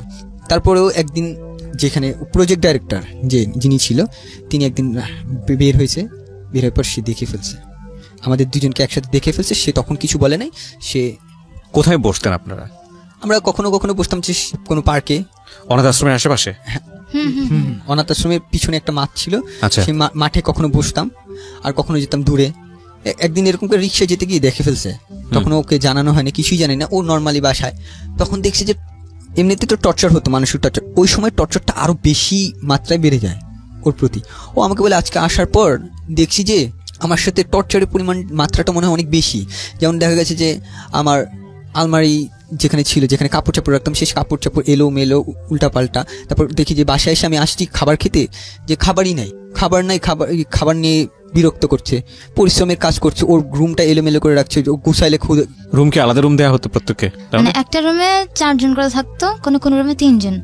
তো আমি যে রুমে থাকতাম, যাকে আম্মু বলতাম, উনি খুব ভালো মতো জানতো যে সবকিছু কি আম্মুই করে না, টেক কেয়ার করা, শাসন করা সবকিছু মা করে, নাকি তার উপরে কেউ এসে? তার উপরে আছে, উনি করে, ওনাকে গাইডলাইন দেয়, ওনাকে বলে দেয় যে এরকম হচ্ছে, এটা করা যাবে না, এটা এভাবে করবেন, বাট উনি সবকিছু করে, ওনার সাথে আমাদের কানেকশনটা বেশি। আচ্ছা। তো উনি খুব ভালো মতো জানতো যে আমি আমার রুমটাই নোংরা পছন্দ করি না, আমার কাপড় চোপড় মানে আলাদা করে রাখি আমি সবসময়, সবার সাথে এক বালতিতে কাপড় ধুইতেও আমি চাই না, মানে খুব নোংরা কাপড়, আমি সেখানে কাপড় ধুই না, অপেক্ষা করবো, একদিন অপেক্ষা করবো, তারপর আমি এখানে ধুবো না। তো উনি কি করতো, আমার কাপড় চোপড় নিয়ে ওই সবার সাথে নোংরা কাপড়ের সাথে চুপা দিত। আমি এসব পছন্দ করতাম না, কিন্তু আমি কখনো মুখেও বলতাম না যে এই কাজটা কেন করলা। মনে মনে ভাবি যে এটা বলবো, সামনে গিয়ে আর বলতে পারি না। মানসিক যন্ত্রণা হতো। হ্যাঁ, আমার নিজের উপর রাগ হতো, আমি বিভিন্ন রকম মানে নিজেরটা নিজেই কন্ট্রোল করার জন্য বিভিন্ন রকম কাজ করতাম। মানে খাবার নিয়ে আমার খাবার নিয়ে বেশি একটু সমস্যা হইতো। যেমন উনি জানতো যে আমি এই টাইমে খাবো, এবং বিশেষ বিশেষ টাইমে আমি যদি ভারী খাবার না খাই আমি অসুস্থ হয়ে যাই। দেখা যায় হাঁটতে হাঁটতে পড়ে গেলাম, আমি কিন্তু সুস্থ, কোনো অসুখ হয় নাই, বাট হাঁটতে হাঁটতে আমি পড়ে যাবো 1-1.5 ঘন্টার মতো, মনে করেন আমার কোনো জ্ঞান আসবে না, তারপরে আবার জ্ঞান আসবে, কিন্তু আমি উইক হয়ে যাবো, ঠিক মতো হাঁটতে পারতেছি না। আবার খাবারটা খাইলে একটু রেস্ট নেওয়ার পর আমি আবার ঠিক হয়ে যাই। তো উনি ওই রকম কাজ করতো, মানসিক পেইন দিত আর কি। হ্যাঁ। ওকে, হ্যাঁ, তারপর কি হলো? তারপর উনি এক সময় যখন জিজ্ঞেস করলো যে আচ্ছা আপনি, ও শেষমেশ জিজ্ঞেস করলো যে ওনাকে যে আপনি আমার সাথে এরকম কেন করছেন, আমার সাথে আমি তো আপনার কোনো ক্ষতি করি নাই, আমার মতো তো আরও বাচ্চারা আছে, হ্যাঁ আমি তো আপনার সাথে ছোটোবেলা থেকে আছি, আপনি আমার সাথে হঠাৎ করে আপনি মানসিক যন্ত্রণা দিচ্ছেন, ঠিক আছে, এখন মাত্রাটা আরও বেশি কেন বাড়াই দিচ্ছেন। তখন সে বলে যে তুই তো ওই ছেলের সাথে কথা বলে, ওই ছেলের সাথে ঘুরোস, তো এটা দেখে ফেলছে। তারপর থেকে ও যে কারো কাছে যাবে, সবার কাছে গেলে বলতে গেলে যে আচ্ছা আমাকে এই মানসিক যন্ত্রণা দিচ্ছে, তো তারা সবাই এক কথা বলে তোর দোষের কারণে হয়েছে, তুই ওই ছেলের সাথে রিলেশন করছিস, এর জন্য কেন মিশতে গেলি বা কেন কথা বলতে গেলি বা কেন মিশতে গেলি, ও কারো কাছে সাহায্য জন্য ও পুরো একা হয়ে গেছে, পুরো একা হয়ে গেছে। তারপরে আমি তোর ওর মুখ থেকে শুনি, পিউ আসলে ঘটনাটা কি ঘটছিল একটু বলেন তো। কেউ চাচ্ছিল না যে আমার সাথে ওর কোনো সম্পর্ক থাকুক, এবং সেটা তাদের জায়গা থেকে এথিক্যালি ছিল, কারণ তাদেরকে এভাবেই শেখানো হয়েছে, এভাবেই বড় করা হয়েছে, এবং তাদের জায়গা থেকে এটা তো অনৈতিক কোনো কিছু না আমি মনে করি, কারণ এটা তো অর্গানাইজেশনের এথিক্সের সাথে যায় না, অর্গানাইজেশনের যে রুলস অ্যান্ড রেগুলেশন আছে সেটার সাথে যায় না। এখন আপনাদের দুজনকে ভালো লেগে গেছে, ভালো লাগার ক্ষেত্রে তো ভালো লাগা কোনো নিয়ম মানে না, আইন মানে না, এটাও সত্য, তাই না? আমরা দুটো বিষয়কে একটু সমানভাবে দেখার চেষ্টা করব। হ্যাঁ বলেন। ইন্টার পরীক্ষা, তো ওই সময় আমার সাথে রিলেশন ছিল, তো ও কিছু দুইটা সাবজেক্টে একটু কম মার্ক পায়, ওই যে কলেজে পড়তো সেই কলেজের রুলস ছিল যে দুইটা সাবজেক্টে একটু কম মার্ক পেলে সে পরীক্ষা অ্যাটেন্ড করার জন্য যে গার্জিয়ান ডাকতে হবে। তো ওর সাথে আরও 3 জন পড়তো, ওদের অবস্থা ঠিক এরকম ছিল।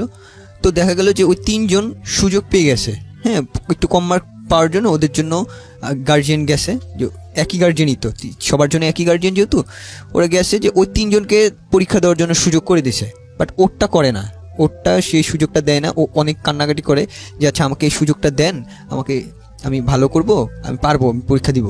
তো ওকে বলে যে তুমি এটা তোমার দ্বারা হবে না, বলে যে আমি কিন্তু ওদের চেয়ে ভালো রেজাল্ট করছি। তো বলে যে তোমার সবচেয়ে বড় প্রবলেম হচ্ছে তুমি এই ছেলের সাথে আছো, তুমি এই ছেলের রিলেশন বন্ধ করে দাও, তারপর ভেবে দেখবো। তো ওই সময় ও আমাকে বলে এইসব কথা, তা আমি নিজে থেকে আমার থেকে মনে হলো যে ঠিক আছে, যেহেতু তোমার ক্যারিয়ার এটা, যে তোমার পড়াশোনা করা লাগবে, তোমাকে উঠতে হবে, আচ্ছা ঠিক আছে যে তুমি তোমার পড়াশোনার দিকে মনোযোগ দাও, তুমি বলো যে তুমি আমার সাথে রিলেশন ছেড়ে দিছো, আর আমিও এখান দিয়ে চুপচাপ থাকি কতদিন, তারপর পরিস্থিতি যখন ঠান্ডা হয়ে যাবে তখন দেখা যাবে যে আমরা পরে ম্যানেজ করে নিব। তো ওই সময় কথা বলে না, 1 সপ্তাহ কথা বলে না। তো ওই সময় ও বুঝাচ্ছে যে আমি ওর সাথে রিলেশন আস্তে আস্তে ছেড়ে দিচ্ছে, আমাকে পরীক্ষা দেওয়ার সুযোগ দেন, তারপর ওরা দেয় না। তারপরে যখন কোনো সুযোগই দিচ্ছে না আর ও পারছে না, 1 সপ্তাহ থাকার পর ও আমাকে বললো যে আমি 1 সপ্তাহ যে কি কষ্টের মধ্যে ছিলাম, আমি তোমার সাথে কথা বলি না। আর ওপাশ দিয়ে ওরা আমাকেই ফোন দিচ্ছে, ফোন দিয়ে আজে বাজে কথা বা শাসাচ্ছে এরকম, যে তুমি কেন জানা সত্ত্বেও তুমি এরকম করলা। আমি ভয়ে ফোন ধরতাম না, ওরও ফোন ধরতাম না। ওই সময় প্রবলেম হয়ে গেছে, ওরও আমারও প্রবলেম হয়ে গেছে, যেহেতু সবাই জেনে গেছে বিষয়টা। সো আমার সামনে যিনি রয়েছে তার সঙ্গে একটু পরিচিত হই। আপনার নামটা একটু বলেন। যে আমার নাম আবু কাউসার। আবু কাউসার, এবং আপনার সাথে একজন আছেন, তিনি আপনার মা। জি। ওনার নামটা একটু আপনি বলেন, আপনার নামটা একটু বলেন। আন্টি। আমার নাম আম্বিয়া খাতুন। আম্বিয়া খাতুন, জি। আম্বিয়া খাতুন হচ্ছে মা, এবং আমাদের এখানে কি যেন বলছেন? আবু কাউসার। কাউসার। মা এবং ছেলে মিলে আজকে জীবন গল্প বলতে এসেছেন। আমি বহুত মানুষের গল্প নিয়েছি আমার এই জীবন গল্প ক্যারিয়ারে, কিন্তু মা আর ছেলে মেয়ে কখনো বসেছি কিনা পাশাপাশি আমার জানা নেই। আমার যতটুকু মনে পড়ে যে আমি এই ধরনের মা আর ছেলেকে পাশাপাশি বসিয়ে কখনো জীবন গল্পটা আনিনি। বোধ হয় একটা গল্প ছিল এরকম, লিমনের, যে র্যাবের গুলিতে আহত হয়েছিলেন, সেটা একটু অন্য ঘরানার টাইপের ছিল। কিন্তু আজকে একটু অন্য গল্প, অন্যরকম গল্প আপনাদের সামনে আমি উপস্থাপন করতে যাচ্ছি। তো কাউসার, আপনি শুরু করেন যেখান থেকে মনে আছে আপনার এই জীবন গল্প, সেখানে একটা পার্টে আপনার মা আসবে, আমরা যতদূর জানি। হ্যাঁ। তখন স্যার আমি যখন প্রতিবন্ধীটা যেটা হই, আমার নানুর ছিল অন্ধ, যেমন নানুর ছিল অন্ধ। মেন কাহিনিটা আমি যেটা শুনছি নানুর থেকে, আমার আব্বু আগের বিয়ে ছিল, একটা বউ ছিল, সেখানে আমার বাবার ছেলে ছিল, মেয়ে নেই, 7টা সন্তান, ছেলে সন্তান। তারপরে আমার আব্বু বামনবাড়ি এসে আমার নানা বাড়িতে স্থানীয় একটু থাকার জায়গা পাওয়ার পরে তারপরে আমার মাকে বিয়ে করে। মানে সেকেন্ড বিয়ে ছিল জি আপনার জি, মা? সেকেন্ড বিয়ে। আমার মা 2 নম্বর বিয়ে ছিল। তখন আমার মাকে জানি না, সেটা আল্লাহ পাক, যেটা শোনা কথা আমার খালাম্মা থেকে শুনি আমার মাকে বিয়ে করছে একটা মেয়ের আশা। অনেক বছর ধরে আমার মার ঘরের সন্তান হয় না, তা করে গভীর স্টপে ধরে তারপরে আল্লাহ পাক আমার একটা বোন বেরোচ্ছিল। আমার বোন বড় ছিল। আমার বোনের বড় পরে আমার বোনের যখন 4 বছর হয়েছিল তখন আল্লাহ পাক আমাকে দুনিয়াতে পাঠায়। তখন আমার বয়স ছিল 4 দিন। তখন আমার আব্বু ভিতরে তো কি সেটা তো আর কেউ বলতে পারে না, মানুষের ভিতরে কি উদ্দেশ্যে নিয়ে আসছে। অনেক বছর আমার আব্বু সেখানে ছিল আমার নানুর বাড়িতে। তারপর আমার আব্বু আমার বোনকে নিয়ে চলে যায়। আমার পৃথিবীতে আমার বোনটার জন্য অনেক কাঁদনা আসে। আর আমার মা তখন চলে যায় আমাকে, বলতে কোথায় চলে যায়? আমার আব্বু রাত্রেবেলা সবার ক্ষেত্রে বিদায় নিয়ে, আমার নানু অন্ধ ছিল বেলে আমার খালাম্মার কাছে, আমার খালাম্মা দেশে ছিল, আমার খালাম্মা ছিল চট্টগ্রাম, গার্মেন্টস চাকরি করতে, অভাবের সংসার তো। তারপরে সেখান থেকে রাত্রেবেলার পরে শুনলাম আশেপাশে মানুষগুলা তোর বোন অনেক সুন্দর ছিল। আমার ভাগ্য আমি জানি না, আল্লাহ পাক। আপনার মা তখন কোথায়? আমার মা আমার নানুর বাড়িতে। তখন আমার ছুটি করে, যখন আমার 4 দিন বয়স। আচ্ছা আচ্ছা 4 দিন বয়স, তখন আমার 7 দিন হলে ছুটি ওঠে, আমাদের গ্রামের ভাষা বলে ছুটি। আচ্ছা, মানে অন্য একটা ঘরে ছিল? জি জি, অন্য একটা ঘরে ছিল। আতুর ঘর যেটাকে জি বলে। জি, আতুর ঘর, সেই ঘরে ছিল ভাই। তারপর আমার আব্বু চলে যায় পরে, তারপরে হোলকাল চলে গেছে। আমার মাও কান্না, তার বউ এরকম কিভাবে কাজ করলো। আমার আম্মু তো আর বরিশাল যায়নি, আমার বাবার দেশ দেখেও নেই। সেখান থেকে এসে পরে এখান থেকে ভাবলে আমার অনেক কষ্টে বড় হয়। যখন আবার বেলা আমার 15-20 দিন বয়স ছিল, তখন আমার আম্মুর আবার মাথা আবার একটা আলগা দোষ ছিল। মাগরিবের টাইমে সন্ধ্যার 8টা, তখন ঘরে যে মরিচ যে বাটে পাটা, সেই পাটার মধ্যে আমার আম্মুর একটা মাথা আলগা বড় দিছে, তারপরে আমাকে ছেড়ে দিছিল। সেখান থেকে পরে আমার মাজাটা ভেঙে গেছে, এখনো সেই ব্যথা পাই। তারপর আমার নানু অন্ধ ছিল, ডাক্তার চিকিৎসা করতে পারে না। সেখানে ওই আগে দেশগ্রামে কোয়ালতেরি আছে, সেগুলো আতুর যারাইতো চিকিৎসা করতে কবিরাজি পারে। ট্রিটমেন্ট যেটা কবিরাজি ট্রিটমেন্ট ছিল, জি। সেভাবে করেছে। এতটুকুই যারাইছে। আমার নানু অন্ধ ছিল তখন এইভাবে, আর এরকম ইয়ে করে নেই। ওখানে হাঁটতে গেলে একটু ব্যথা হবে, পায়ে একটু সমস্যা, হাঁটতে গেলে ব্যথা হবে অনেকে। আমার নাম কত সুন্দর একটি নাম, কাউসার সূরা একটু আছে, অনেক সুন্দর একটা কাউসারের সূরা, কাউসার। সেই সূরাটা এই নামে আমার নানু ছিল, নানু বলে লাগছিল এই নামটা। তখন পালাইছে পরে আমি এতে বুঝি না, অনেক কষ্টে বড় হয়। অভাব ছিল খানার, আমি যেটা যতটুকু আমার মনে ছিল চুলা লাল মাটি সহকারে খাইছি। অভাব ছিল আমাদের মানে চুলা, যে আপনার পোড়া জীবনের মাটি। একদম প্রাথমিক স্মৃতি যদি বলি তাহলে এগুলো হচ্ছে আপনার, আপনি যে ঘটনাগুলো বললেন সেগুলো তো আপনি বড় হয়ে শুনেছেন, জি জি, দেখেন নাই, কিন্তু আপনার একেবারে যেটা মনে আছে সেটা হচ্ছে যে চুলা লাল মাটি জি খাচ্ছেন। জি, চুলা এটা লাল হচ্ছে মাটি আপনার জীবনের প্রথম জীবন দিকের স্মৃতি। প্রথম। আচ্ছা, চুলা লাল মাটি খেতাম অভাবে, খানা আনতে পারলে খাইতাম। পরে গান্দা চাউলের মার দিয়ে ভাত খেতাম, তরকারি কম ছিল, লবণ দিয়ে এটা দিয়ে আমার খালাম্মা ছিল, এটা কারাকারি করতাম, অনেক মাছ দূর খাইতাম। কে বেশি খাবে, কে ক্ষুধার ঠেলা টানাটানি করতাম, বাগাবাগি করে দিত।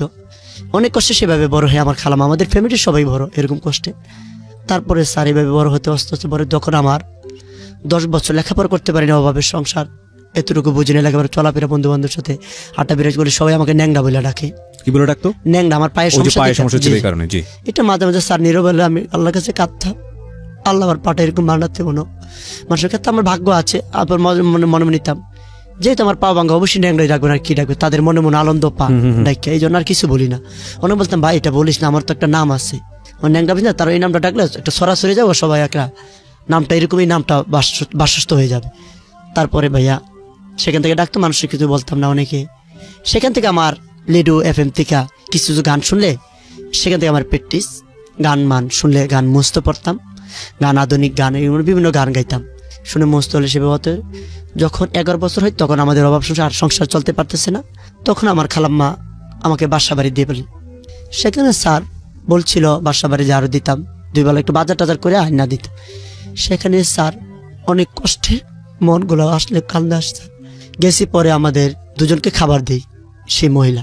আপনি 11 বছর বয়সে কি কোনো ধরনের লেখাপড়া করার সুযোগ? লেখাপড়ার সুযোগ করতে পারিনি, কোথাও কোনো লেখাপড়া করার সুযোগ পাননি? আর্থিক সমস্যা, খানা পানা। তো 11 বছর বয়সে আপনাকে কোথাও কাজে দিয়ে ফেলে, বললাম মামা এখানে থাকা যাবে না, অবশ্যই এখানে কষ্ট আমাদের, কোন পাবে। পরে ভাই কথা বলার পরে ওই যে লোক আমাদেরকে নিচ্ছিলাম আমরা বলছি ভাইয়া আমরা থাকবো না, আমরা চলে যাবো।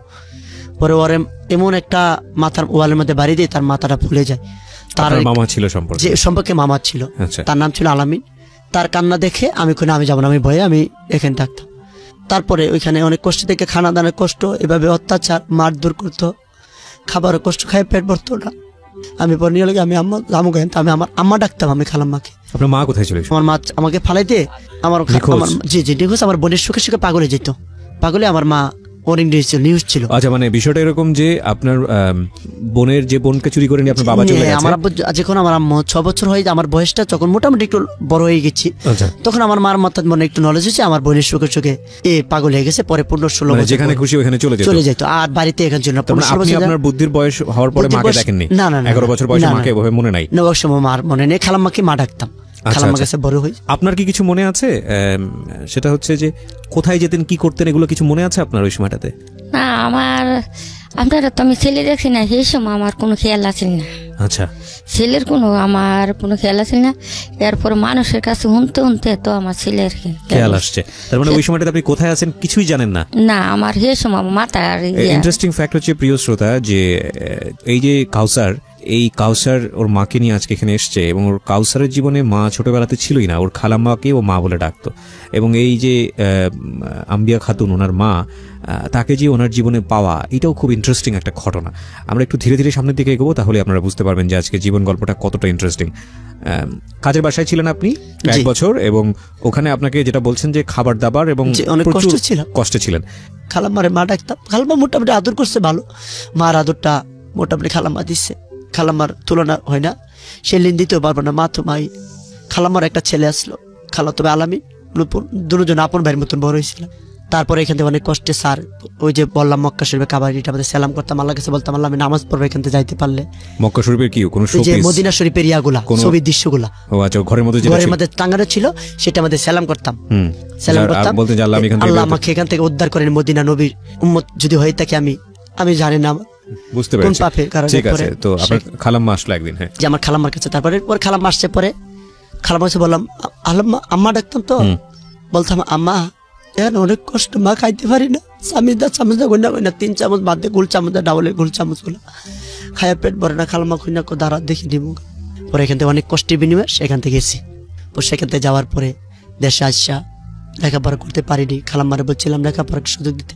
দেশে ছাগল আসলো, আমাদের ছাগল পারতো, ছাগল নিয়ে এসে ফোটা দিয়া চোখের মাঝে পাল লাগতাম, বৈশা ছাগলের ঘাস খাওয়া বাড়িতে আসতাম, ঘোরাফেরা করতাম। লেখাপড়া করতে পারি নাই, লেখাপড়া বুঝিও নাই এতটুকু। বিরতি নেব এখানে। প্রিয় শ্রোতা, আপনারা শুনছেন জীবন গল্প। কাউসার এবং তার মা রয়েছে আজকে এখানে, এবং ছোট্ট একটা বিরতির পর আমরা তাদের জীবন গল্পে আবারও ফিরে আসছি। আর ইফাকে আপনাদেরকে মনে করিয়ে দিই, যারা এখানে জীবন গল্প শুনছেন তারা যদি মনে করেন যে আপনি এসে জীবন গল্প বলবেন, আপনার নিজের জীবনের গল্প, আমাদেরকে ফোন করবেন। আমাদের ফোন নম্বরটি হচ্ছে 09611904 আমি আবারও বলছি 09611904 ছোট্ট একটা বিরতি। চালাবেন, আমি আপনার পিছনে ধাক্কা দেবো, ব্রিজগুলো তো আর উঠতে পারো না, আপনার কিছু দিয়ে। কোন দুইজন? আমাদের পাশে একজন ভাই নুম মোহাম্মদ নাম। আচ্ছা, ওর সঙ্গে মিলে রিক্সাগুলো পিছনে রিক্সা ঠেলবেন? রিক্সা ঠেলবো।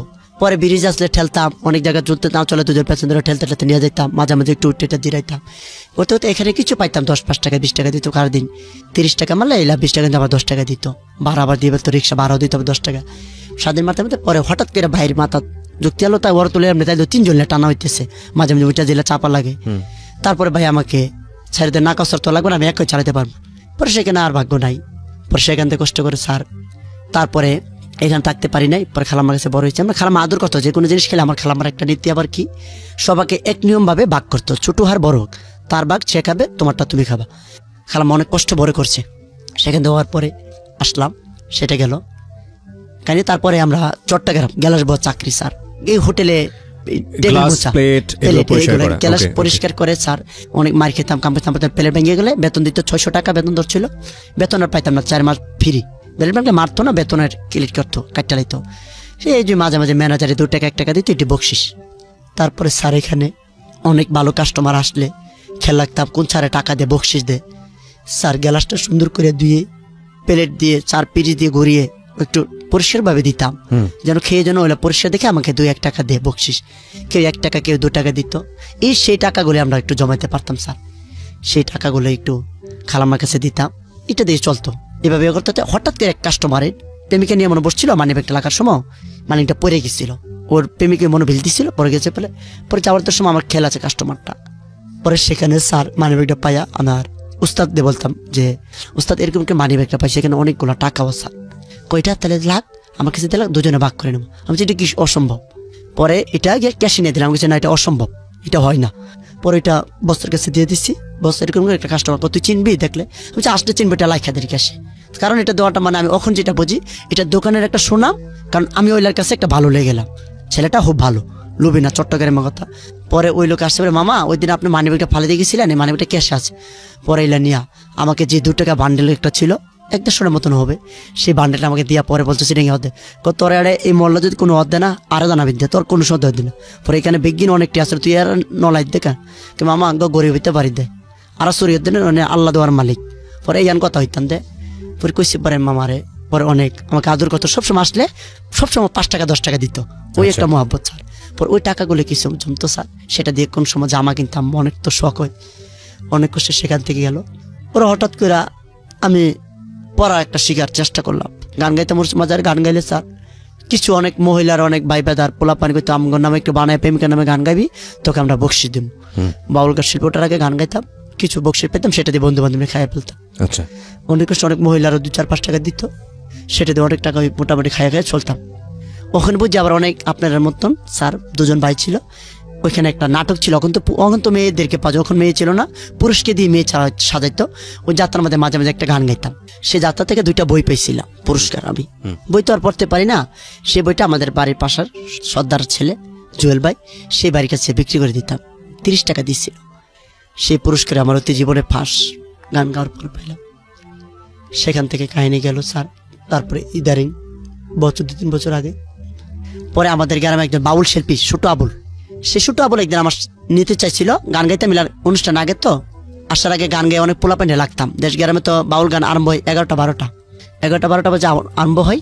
সেখান থেকে ভাই আসার আগে কিছু গান গেলে অনেক মানুষের 2-4-5 টাকা দিত, শূন্য গান, বাউল গান। আবুল সরকার একটা গান গাইছিলাম, গাওয়ার পরে সে আবুল সরকারে আসার স্টেজের ওঠার সাথে সাথে ভাই আল্লাহ রশিদ রহমত ভাই এসে বললো, এতক্ষণ যে একটা গান বলছিল, গান যে বললো ওরকম লাগছিল আপনাদেরকে, সেই ছেলেটা একটু দয়া করে আমার সামনে আসেন, আমি ছেলেটাকে দেখতে চাই।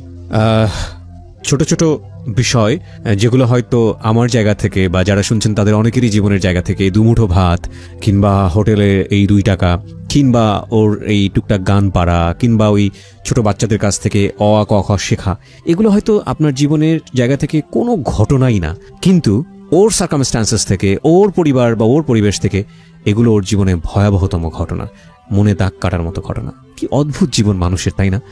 যে আমরা কেউ কেউ শুধু পরিবেশের কারণেই জজ, ব্যারিস্টার, ডাক্তার, ইঞ্জিনিয়ার হচ্ছি, আবার কেউ এই পরিবেশের কারণেই রাস্তার ফকির হচ্ছে, চোর হচ্ছে, বদমাইশ হচ্ছে। কেউ এই পরিবেশের কারণেই শুধু দুবেলা খেতে পারে না, এরকম জীবনযাপন করছে। অদ্ভুত। প্রত্যেকটা মানুষই কিন্তু সম্ভাবনাময়। এই ছেলেটাকে যদি প্রপার পরিবেশে বড় করা যেত, তাহলে এই ছেলেটা না জানি কোন জায়গায় যেত, না জানি সমাজের কত বড় অ্যাসেট হতে পারত। হায়রে মানুষ, সবচেয়ে বড় সম্পদ, অথচ পরিবেশের কারণে সে কতটা পিছিয়ে থাকে। চিন্তা করে দেখুন, আমাদের দেশের মানুষ কত কোটি? 17 কোটি মানুষ আমরা বলি, খুব ছোট্ট একটা দেশ। এই 17 কোটি মানুষই যদি শিক্ষায় শিক্ষিত হয়, এই 17 কোটি মানুষই যদি বেটার লাইফ লিড করে, 17 কোটি মানুষের যদি কেউ বেকার না থাকে, 17 কোটি মানুষের প্রত্যেকটা মানুষই যদি কর্মক্ষম হয়, এই ছোট্ট একটা দেশ, এই দেশটা কোথায় চলে যাবে? আজকের এই গল্পটা শুনতে শুনতে মনে হচ্ছিল যে কাউসারকে আমরা শুনছি আজকে 2018 সালে বসে, হয়তো 20 বছর পর, হয়তো 30 বছর পর, অথবা 40 অথবা 50 বছর পর এইরকম কাউসার সমাজে খুঁজেই পাওয়া যাবে না। এটা একটা রূপকথা হবে, সত্যি যেন তাই হয়। তারপর সেখান থেকে একেবারে শেষ, তার ভাগ্য নেই। আর তোকে আমাদের আরেক মাজারে তখন গান গাইতাম, 3 দিন ওর ছিল, 5 দিন ছিল, 3 দিন পর্যন্ত গান গাইছিলাম আমি। গলা এরকম ভাঙছে। শেফালি সরকার হাজবেন্ড শুনছিল আমার গান, শুনে ভালো লাগছিল। পরের দিন কইছে, পরের দিন আসবে ভাইয়ে, তোমার পরের দিন তোমার আপু আসবে, তুমি যদি আপুর সাথে যাও তুমি বিদেশে অনেক জায়গায় যেতে পারবা, সুন্দর সুন্দর গান গাইতে পারবা। পরে আমি ঘুমের দান্দা 3 দিন ওজা কর স্যার, ভাগ্য অনেক অফার ছিল, আমার ভাগ্য মনে নেই। তারপরে বাড়িকে বললাম, আচ্ছা ভাই ঠিক আছে, তখন তোমার আপু আসলে আমি তোমাকে বলবো না, হয়েছে তোমার আপুকে বলবো। পরে আমি ঘুমাইছিলাম বন্ধু বান্ধব এরিয়ার মাঝে। পরে আপু বলে অনেক ডাকছিল, কয়েকটা বাচ্চার একটা ছেলে একটা গান গাইতো, ওই ছেলেটাকে একটু দেখান। ঘুমের দান্দা তো স্যার 3 দিন তো ওটা আর আগ্রহ করে যায়নি। যদি যেতাম ওইখানে একটু অফার লাগবে, আচ্ছা তা গেছে, ভাগ্য নেই। আমি একটা প্রতিভা নিলাম, অনেক ক্যাম্পাসাররা রাস্তায় গান গা, আল্লাহ যদি দেয়, অনেকে তো দয়াবান ব্যক্তি আছে রাস্তায়, কারো ছেলে কখনো হয়ে যায়। আমি একটা সাউন্ড বক্স কিনি, সেই সাউন্ড বক্স দিয়ে কারণ বাজার যাই, কারণ বাজার আগে সানাচুর বিক্রি করতাম, তো তেলা পোকা মাইকের দিয়া গজল গায়ে গায়ে পাকিয়ে গাইতাম, অনেক মানুষের ছানাচু বিক্রি খাওয়াইতাম, পায়ে মাজার সমস্যা স্যার। এই ভাঙ্গা বাউটিয়া অনেক কষ্ট করছি স্যার, রেলগেটের এদিক দিয়ে ঘুমাইতাম, রাত্রে থাকার জায়গা পাইতাম না। ঘুমার পরে পরে সেরের একটা কাজ করে কিছু টাকা দেবো সাউন্ড বক্স দিয়া, সেই মাইকটাতে সাউন্ড বেচার পর পরে গিয়ে সেই সাউন্ড বক্সের মেধাবিদ্যা নিলাম। তাকে এটার অনেক ভয়েস ভালো হয়, গজলটা সুন্দর পাওয়া যায়, অনেকে শুনে 500-1000 টাকা দিত। সেভাবে পাওয়ার পরে আস্তে আস্তে স্যার আল্লাহর কি অসিত রহমত, একজন ক্যাম্পাসার ভাইয়ের সাথে যাই, ক্যাম্পাসার এলা বলছে শরীফ, এলার নাম শরীফ, তুই আমার মজমা জমাই দিবি, তোকে 200 টাকা করে দেবো প্রতি মজমা। পরে বেছি এলা ব্যবসায়ী ভালো 200 দিত 300 দিত, বোঝে না ক্যাম্পাসার সত্যকে মিথ্যা করে, মিথ্যাকে সত্য করে বেচে, মিথ্যা কথা বলে, তাই এই জন্য আমার আর পছন্দ হয় না। পরে হঠাৎ করে এক লোকে, আমি তো নামাজ পড়তাম আল্লাহ দিলে, নামাজ পড়ার মসজিদে বাইরের পরে এক বলতো, দেখো কাউসার তুমি আগে সানাতের ব্যবস্থা বলছি, তুমি ওদের সাথে ঘুরো না, তুমি এত সুন্দর বয়স সুন্দর গজল গাও, অনেকে তোমাকে ফালতু ভাবে। পরে চিন্তা করলাম আসো তো ঠিক। পরে ওই ভাই এক ক্যাম্পাসের সাথে আমাকে দেয়, চট্টগ্রাম যাইতাম, ওইলে আমার এই মজমা দিকটা বিশাল মানুষ জমে গেছে, শত শত মানুষ এখানে মজমা, ভালো মজমা, ওষুধ বিক্রি করছে, ওষুধ তো নেয় না মানুষের বুকে। আমার গজল গাইবার শেষ হলে আমার বাইর করে দেওয়ার সময় মানুষ আমার সাথে আইসা পড়ে। মেন কথা বুঝতে পারলাম আমার গানের জন্য ওরা অতক্ষণ বসেছিল। পরে স্যার বসে পরে সেখানে আর চলে 100-150 দিতে, আমি তো বাসা বাড়ি হলো, মাসে আমার 4-3 হাজার টাকা, 3,000 টাকা খানা, এরপরে আবে যাবে একটা খাইতে তো মজ্জা। মামা আমি আপনার সাথে আর কাজ করবো না, কারণ বাজার 21 টেলিভিশনের সামনে একটা লাল বিল্ডিং ছিল, সেই বিল্ডিং এর সামনে গাওয়ার পরে স্যার আল্লাহর কি রশিদ রকম স্যার গজল গাওয়ার পর অনেক মানুষের জমতো জোড়া হয়ে গেছে। পরে আল্লাহর রশিদ রকম আপনার মতন স্যার একজন এসে 20 টাকা দেয়, কোনে এটাতে কিছু খাইতে চায়া দেখি স্যার ওর দেখা থেকে শত শত মানুষ 10 টাকা 20 টাকা 5 টাকা, ওইখানে 1200 টাকার মতো পাইছি। আমার খুশি, আমি জীবনে 1200 টাকা এক মনে দেখিনি। পরে আমি ওই পথে চলে যাই, এরকম করতে করতে স্যার অনেক কষ্ট কইরা কিছু টাকা জমার পরে খুঁজে খুঁজে মার খোঁজ লই। পরে শুনি মুরাদনগর থানা আর রামচন্দ্রপুর বিয়ে বই, মারে দেখতে যায় বাজারে। আপনি এটা শুনলেন কার কাছ থেকে? শুনছি একজন আমাদের গ্রামের একজন মুরব্বী শুনছিল, সেখানে বেলে বিয়ে হয়েছিল। আবার মা আবার বেলে মাঝে আবার গেছে, তখন আমি বাড়িতে আর বছরখানে ধরে যাই না। মানে এই পর্যন্ত যে সময়ের গল্প শুনলাম, এই পর্যন্ত আপনার মা কি জিনিস আপনি জানেন না, মার সঙ্গে আপনার দেখাই হয়নি ছোটবেলা থেকে?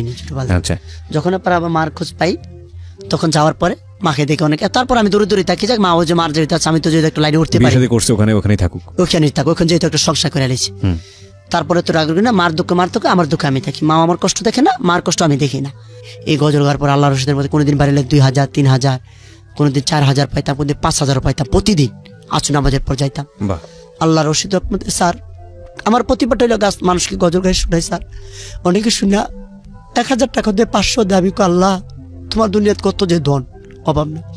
পরে কাঁদতাম আল্লাহর কাছে, ধনের অভাব নেই। সেভাবে করতে করতে স্যার টাকা যাবার পরে আবার মার কাছে কিছু খাইতে চাইছিল আমার মা, সেখানে কষ্টে। আপনার সঙ্গে যে দেখা হলো আপনার মায়ের এত বছর পরে, আমার মা চিনে না, সময় একটু মাথা নলের সমস্যা, পাগল আমার মা। ওইখানে দেখতে গেলে নিজের তো একটা লজ্জার বিষয়, পাগনির পোতাইছে পাগনির আগে এগুলো বলতো।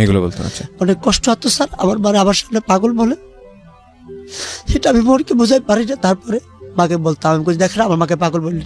আমার ভাগ্য ছিল সেখানে যাওয়ার পরে আমি কিছুদিন, একদিন আমি যে বাসায় ছিলাম সেই বাসা থেকে কলজা মজা পাক করে আমার মার জন্য নিয়ে যাই, নিয়ে খাওয়াইয়া আসার পরে কিছু টাকা দিয়ে আরেক মনে গেছে আমার মা কিছু খাইতে ছেলে দিয়ে এই টাকাটাতে কিছু কিনে।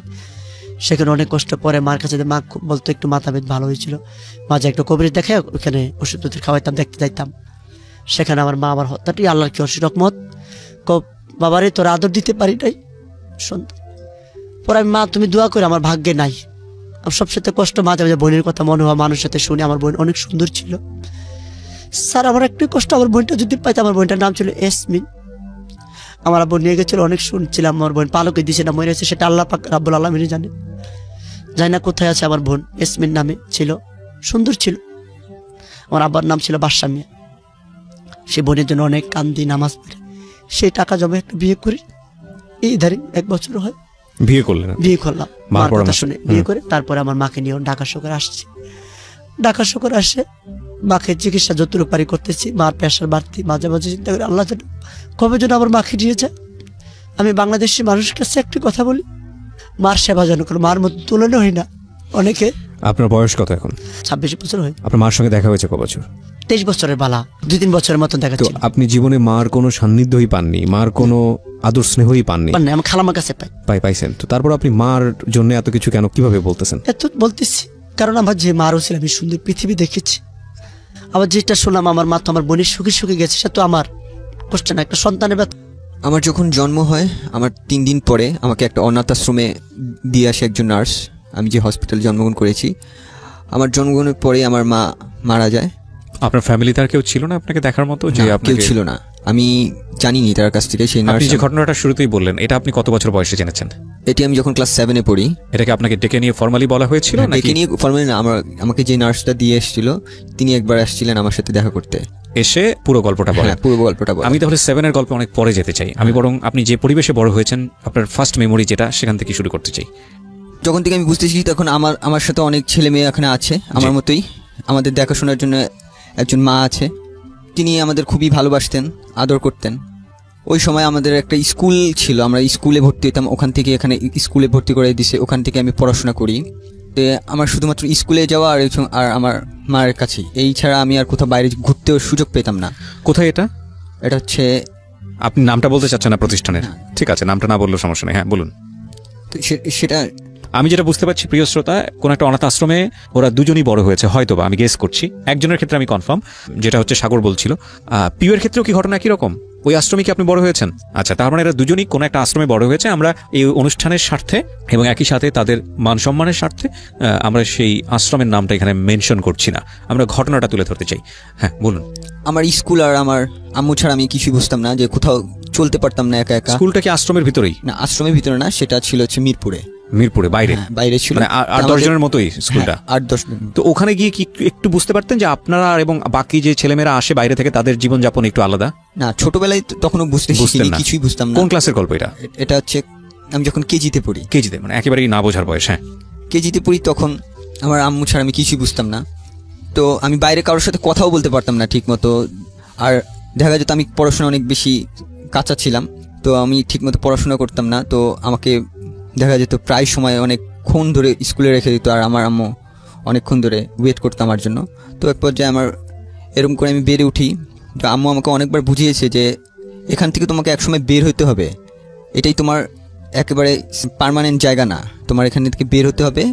তো তোমার এর জন্য তোমার পড়াশোনা করা খুবই বেশি জরুরি।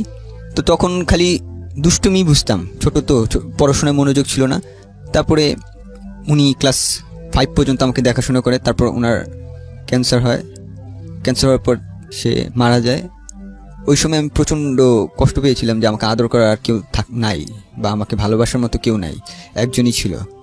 তো ওই সময় আমার আম্মু যেদিন মারা যায় তার আগের দিন আমাকে বলে গেছে যে যেখানেই থাকো ভালো থাকবা, আর কারোর সাথে কোনো দুষ্টুমি করবা না, আর পড়াশোনা ভালো করে করবা। তো আমি জানিও না যে আমার ক্যান্সার, তখন তো বুঝতাম না ঠিক মতো ক্যান্সার জিনিসটা কি। তারপর দিন আম্মু সকালবেলা উঠার পরে তাকে আর জীবিত পাইনি। আমি আম্মুর পাশেই ঘুমাই রাতের বেলা। জাস্ট এতটুকু মনে আছে, আমার ঘুম থেকে ওঠার সময় আম্মু আমার মাথায় হাত বুলিয়ে দিছে, এতটুকু যে আমি ঘুম থেকে উঠে গেছি রাতের বেলা। তো ওই সময় সে হাত বুলিয়ে দিছে। মানে কি উনি আশ্রমেই থাকতো? ওখানেই থাকতো? আশ্রমে, তিনি আমাকে দেখাশোনা করতো। আচ্ছা, তো আপনার মতো আর মা বলতাম। কতজনকে এরকম দেখাশোনা করতো? ওখানে অনেকগুলো ঘর ছিল, একটা ঘরে 10 থেকে 12 জন করে ছিল। 10 থেকে 12 জনের একজন মা? তো উনি আমাকে রাতের বেলা মাথায় হাত বুলিয়ে ওই কথাটুকু বলছে। তো সকালবেলা আমি উঠে তাকে আর জীবিত পাইনি। তো আমি প্রচণ্ড কান্না করেছিলাম ওই সময়। আমার আম্মুর শেষ কথা ছিল যে তুমি পড়াশোনা করো। ওই সময় আমি বুঝতামও না কোনো কিছু। তারপরও আম্মুর শেষ কথা অনুযায়ী আমি 5-এ খুব খারাপ স্টুডেন্ট ছিলাম।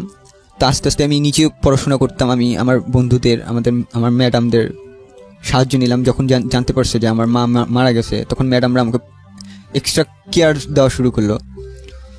তো ওভাবে ম্যাডামদের ভালোবাসা, বন্ধুদের ভালোবাসা, আমি আস্তে আস্তে পড়াশোনা করি। পড়াশোনা করতে করতে আমার অসুস্থ হয়ে যায়। আমি 3 মাস ঠিকমতো, আম্মু থাকতো, খাওয়াতো ঠিকমতো, আম্মু না, এখন খাওয়ার অনিয়ম হয়ে গেছে, আমি অসুস্থ হয়ে যাই। আমি 3 মাস পুরো বেড রেস্ট, কোনো কিছু করতে পারি না। তো 3 মাস বেড রেস্টের সময় আমার যেদিন সুস্থ হওয়ার পরে প্রথম যেদিন বের হয়েছি, তখন আশ্রমের ভিতরে অনেকে খেলাধুলা করতেছিল। তো খেলাধুলার সময় আমার অসুস্থ শরীর, আমি ঘুম থেকে উঠছি, ওখানে যে দাঁড়িয়েছি, তো একটা তার যে কাপড় নাড়ে, যে তার আগে জিআই তার ছিল যেটা, সেই তারটা সে আমার চোখের মধ্যে লাগে, বাম চোখে? হ্যাঁ, বাম চোখে। কেউ একজন খেলছিল, সে চোখে লাগে। তো ওই অবস্থায় আমার চোখে গেঁথে যায় ওটা, অনেক ব্লিডিং হয়। তো আমাকে ওইখান থেকে হসপিটালে নিয়ে যাওয়া হয় ওই দিন রাতের বেলা। আমার ওই সময় মনে নেই যে কতক্ষণ আমি অজ্ঞান ছিলাম। তো ওই সময় ওই দিনই আমার অপারেশন করা হয়। এটা হচ্ছে ধানমন্ডিতে অপারেশন করা হয়। তো ওখানে আমাদের নতুন একটা লেন্স লাগানো হয়। আমি ওই সময় দেখতে পেতাম। আমরা ওষুধ কন্টিনিউ করতে বলতো, ওষুধ কন্টিনিউ করতাম। আমি এমনিতে 3 মাস অসুস্থ হয়ে গেলাম। আমি আরও 6 মাস বেড রেস্ট। আমার পড়াশোনার হলো না ওই বছর। আমাকে আর পড়াশোনা করার জন্য বললো না। আমি স্কুলে যেতে পারি না, পুরো 1 বছর আমি বেড রেস্ট। তো ওই সময় আমি বাসায় থেকে দেখি, বাসায় পুরো বেড রেস্ট যেহেতু আমাকে খালি বই পড়তাম, এভাবে করে বই পড়তে পড়তে। তো পরের যখন আমার চোখ একটু দেখতে পাই, ওই অবস্থায় আমার চশমা দিল। চশমা পরে আমি চলতেছি, ঠিকমতো কমফোর্টেবল না, আমি ঠিকমতো দেখতে পারছি না 2 চোখে। আমি জানালাম ভিতরে যে আমার এই চোখে ভালো করে দেখা যাচ্ছে না, 2 চোখের আমি ঝাপসা দেখতেছি। তো তারা আবার একটা ডাক্তার দেখায়, তারা আরেকটা অপারেশন করে পরে আমি আমার ডান চোখটাতে পুরোপুরি দেখতে পাই এবং বাম চোখটা একেবারেই নষ্ট হয়ে যায়, ড্যামেজ, মানে এটা কখনোই ভালো হবে না। না, তারা ডাক্তার বলছিল যে তার 2 চোখের 1 চোখ ঠিক হবে। আমরা যদি 2 চোখে বাঁচাতে চাই তাহলে দেখা যাবে একটা সময় সে 2 চোখেই দেখতে পারবে না। ওকে।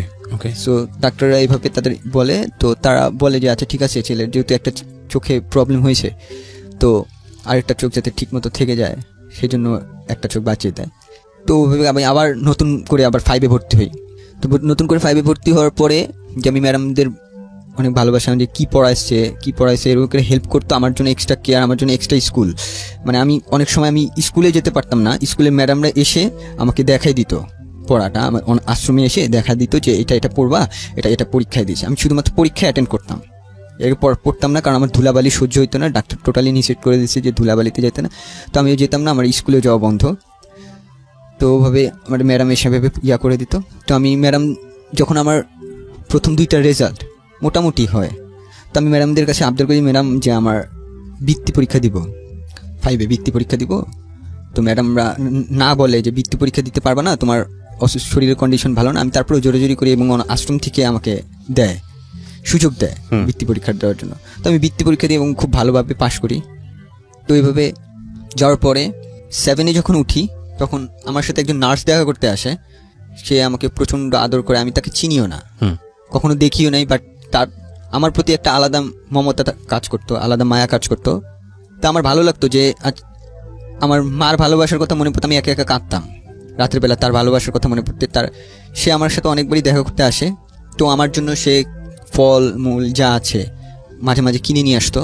তা আমি আবার, আমার একটা স্বভাব ছিল যে আমি খেতে পারতাম না, একা খাওয়ার ছিল না, যেহেতু আমার সাথে আরও অনেক 10টা বাচ্চা এখানে মানুষ হচ্ছে, যাদের আমি ভাই বা যাদের আমি বোন বলে ডাকি, তাদের আমি দিয়ে দিতাম সব কিছু। যে দেখা গেছে যে আমাকে এই জিনিসটা দিছে, তো আমি খুব ছোট, তো আমার চেয়ে বড় আছে, আমি ওদের কাছে দিয়ে দিতাম। তো ওরা আমাকে যখন খুশি ম্যানেজ করতো, যেহেতু আমার মা নাই তখন আমার বড় আপুরাই আমাকে মানুষ করছে যে কিভাবে কি করতে হয়, কিভাবে ভালো। তো 7-এর পরে ওই প্রতিষ্ঠানেরই আরেকটা জায়গায় আমাকে নিয়ে যাওয়া হয়, যেহেতু আমি 7-এ পড়ি, আমার বয়স 12-13 বছর। জি। তো ওখানকার আরেকটা ছেলেদের জন্য আরেকটা জায়গা আছে, এটা মিরপুরে। তো ওখানে আমাকে নিয়ে যাওয়া হয়। কে নিয়ে যায়? অনাথ আশ্রমের লোক। আচ্ছা। এই নার্স উনি কি আপনাকে টেক কেয়ার করছিলেন তখন এসে, অকারণেই নাকি কোনো কারণ ছিল? না, অকারণে। সে আমাকে দেখা করতে আসতো, শুধু ভালো লাগতো আমার সাথে দেখা করতে। জাস্ট দেখা করতে আসতো? হ্যাঁ। আচ্ছা, ওকে। আগে অনেকবার দেখা করতে আসতো। তো আমি যখন ওখানে চলে যাওয়ার পর আমাদের ওখানে কোনো মহিলা অ্যালাউ করে না। আচ্ছা। যেখানে চলে যায় সেখানে, তারপরে আর আমাকে সাথে দেখা করতে পারেনি। সে অনেকবার দেখা করতে আসছে, তারপর পারেনি। তো ওখানে থেকে আমি বড় হচ্ছি।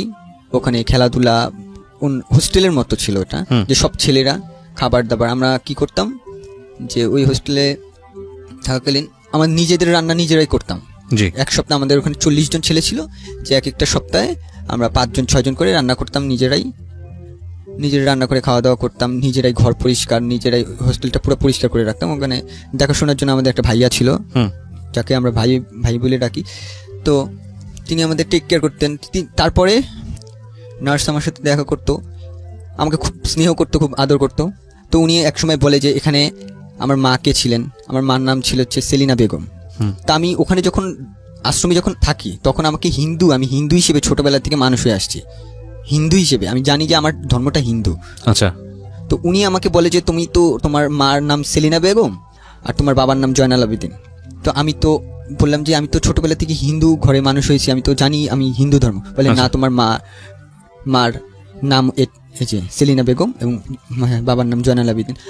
তখন তার কোনো সুযোগও ছিল না, আমার কি দেখাশোনার মতো কেউ ছিল না বলে সে হিন্দু ঘরেই শুধুমাত্র লোক নিবে, তো সেই জন্য আমাকে হিন্দু ঘরে দিয়ে আসে। আচ্ছা আচ্ছা। হিন্দু ঘরে দিয়ে এসে যে ছোটবেলা থেকে মানুষ হোক, তারপরে বড় হইলে সে তার ধর্ম যদি চেঞ্জ করতে চায় চেঞ্জ করবে। হিন্দু ঘরটা কে দেয় আপনাকে? আশ্রম থেকে দেয়? আশ্রম থেকে না, সে নার্স দিয়ে এসে। দেখাশোনা লোক ছিল না বলে আপনাকে এভাবে দিয়ে আসা হয়? দেখাশোনার লোক ছিল না বলে আমাকে হিন্দু ঘরে দিয়ে আসে। আমি ছোটবেলা থেকে জানি আমি হিন্দু ধর্মে, বাট তখন আমি জানার পরে আমি খুব অবাক হয়ে যাই। আর আমার কাছে এতটুকু মনে হয় যে আমি যখন হিন্দু ধর্ম গ্রহণ ছিলাম ছোটবেলা থেকে, বাট হিন্দু ধর্মের যেসব রীতি রেওয়াজ সেসব আমি মানতাম না বা মানতে চাইতাম না। আমার ভালো লাগতো, ইসলাম ধর্ম ভালো লাগতো, কারণ আমার বেশিরভাগ বন্ধু বান্ধবী ইসলাম ধর্ম। তো আমি ওদের সাথে মিশতাম, তখন রোজা কিভাবে করতে হয়, নামাজ কিভাবে পড়া লাগে সেটা আমি জানতাম না। তো ওই দিন পর 7-এ যখন এই কথা বলে, তো আমি আমার বন্ধুর সাথে শেয়ার করি, একটা মেয়ে বন্ধুর সাথে শেয়ার করি যে আমার ধর্মটা তো মুসলিম, ইসলাম ধর্মগ্রহণ, আমি কিভাবে এটা চেঞ্জ করতে পারবো। তো আমার বন্ধুটা আমাকে একটা ওয়ে বলে দেয় যে সে তার খালাতো ভাই সাথে দেখা করে দেয়, শুভ ভাইয়ের সাথে দেখা করে দেয়। তো শুভ ভাই আমাকে, ওই সময় আমি যেহেতু অনাথ আশ্রম, আমার কাছে টাকা পয়সাও নাই, ইসলাম ধর্ম গ্রহণ করতে যেসব রীতি রেওয়াজ মানতে হয় সেই জন্য সে সম্পূর্ণটা বেয়ার করে। ওকে। তারপরে আমি টোটালি আমি তার মাধ্যমেই ইসলাম ধর্ম গ্রহণ করি এবং ইসলাম ধর্মে যেসব রীতি রেওয়াজ সেসব পালন করা শুরু করি। আপনাকে যখন এসে এই ভদ্র মহিলা বললেন যে আপনার মা এটা ছিলেন, আপনার বাবা অমুক ছিলেন, তো আপনি আর কি জানতে পারলেন? তাদের বাড়ি কোথায়, কেন সেখান থেকে আপনাকে আশ্রমে দেওয়া হলো, কি জানতে পারলেন আসলে? আমার নার্স এতটুকু বললো যে আমার শুধুমাত্র মা আসছিল হসপিটালে, আমার মাকে দেখাশোনার মতো কেউ ছিল না, কেউ আসেনি, মা নিজে আসছে। আমি যখন পেটে ছিলাম তখন নিজে আসছে, তো অনেক খারাপ কন্ডিশনে আসছে। তো আমাকে শুধুমাত্র ডেলিভারি করার পরে তিনি আর বাঁচিনি, তাই ঠিক মতো জানতে পারিনি আমার সম্পর্কে। তো ডেলিভারি করার আগে নিশ্চয়ই ডাটা এন্ট্রি করা হয়, সেখানে বাবাকে, বাড়ি কোথায়, বাড়ি বলা হয়েছিল চাঁদপুর।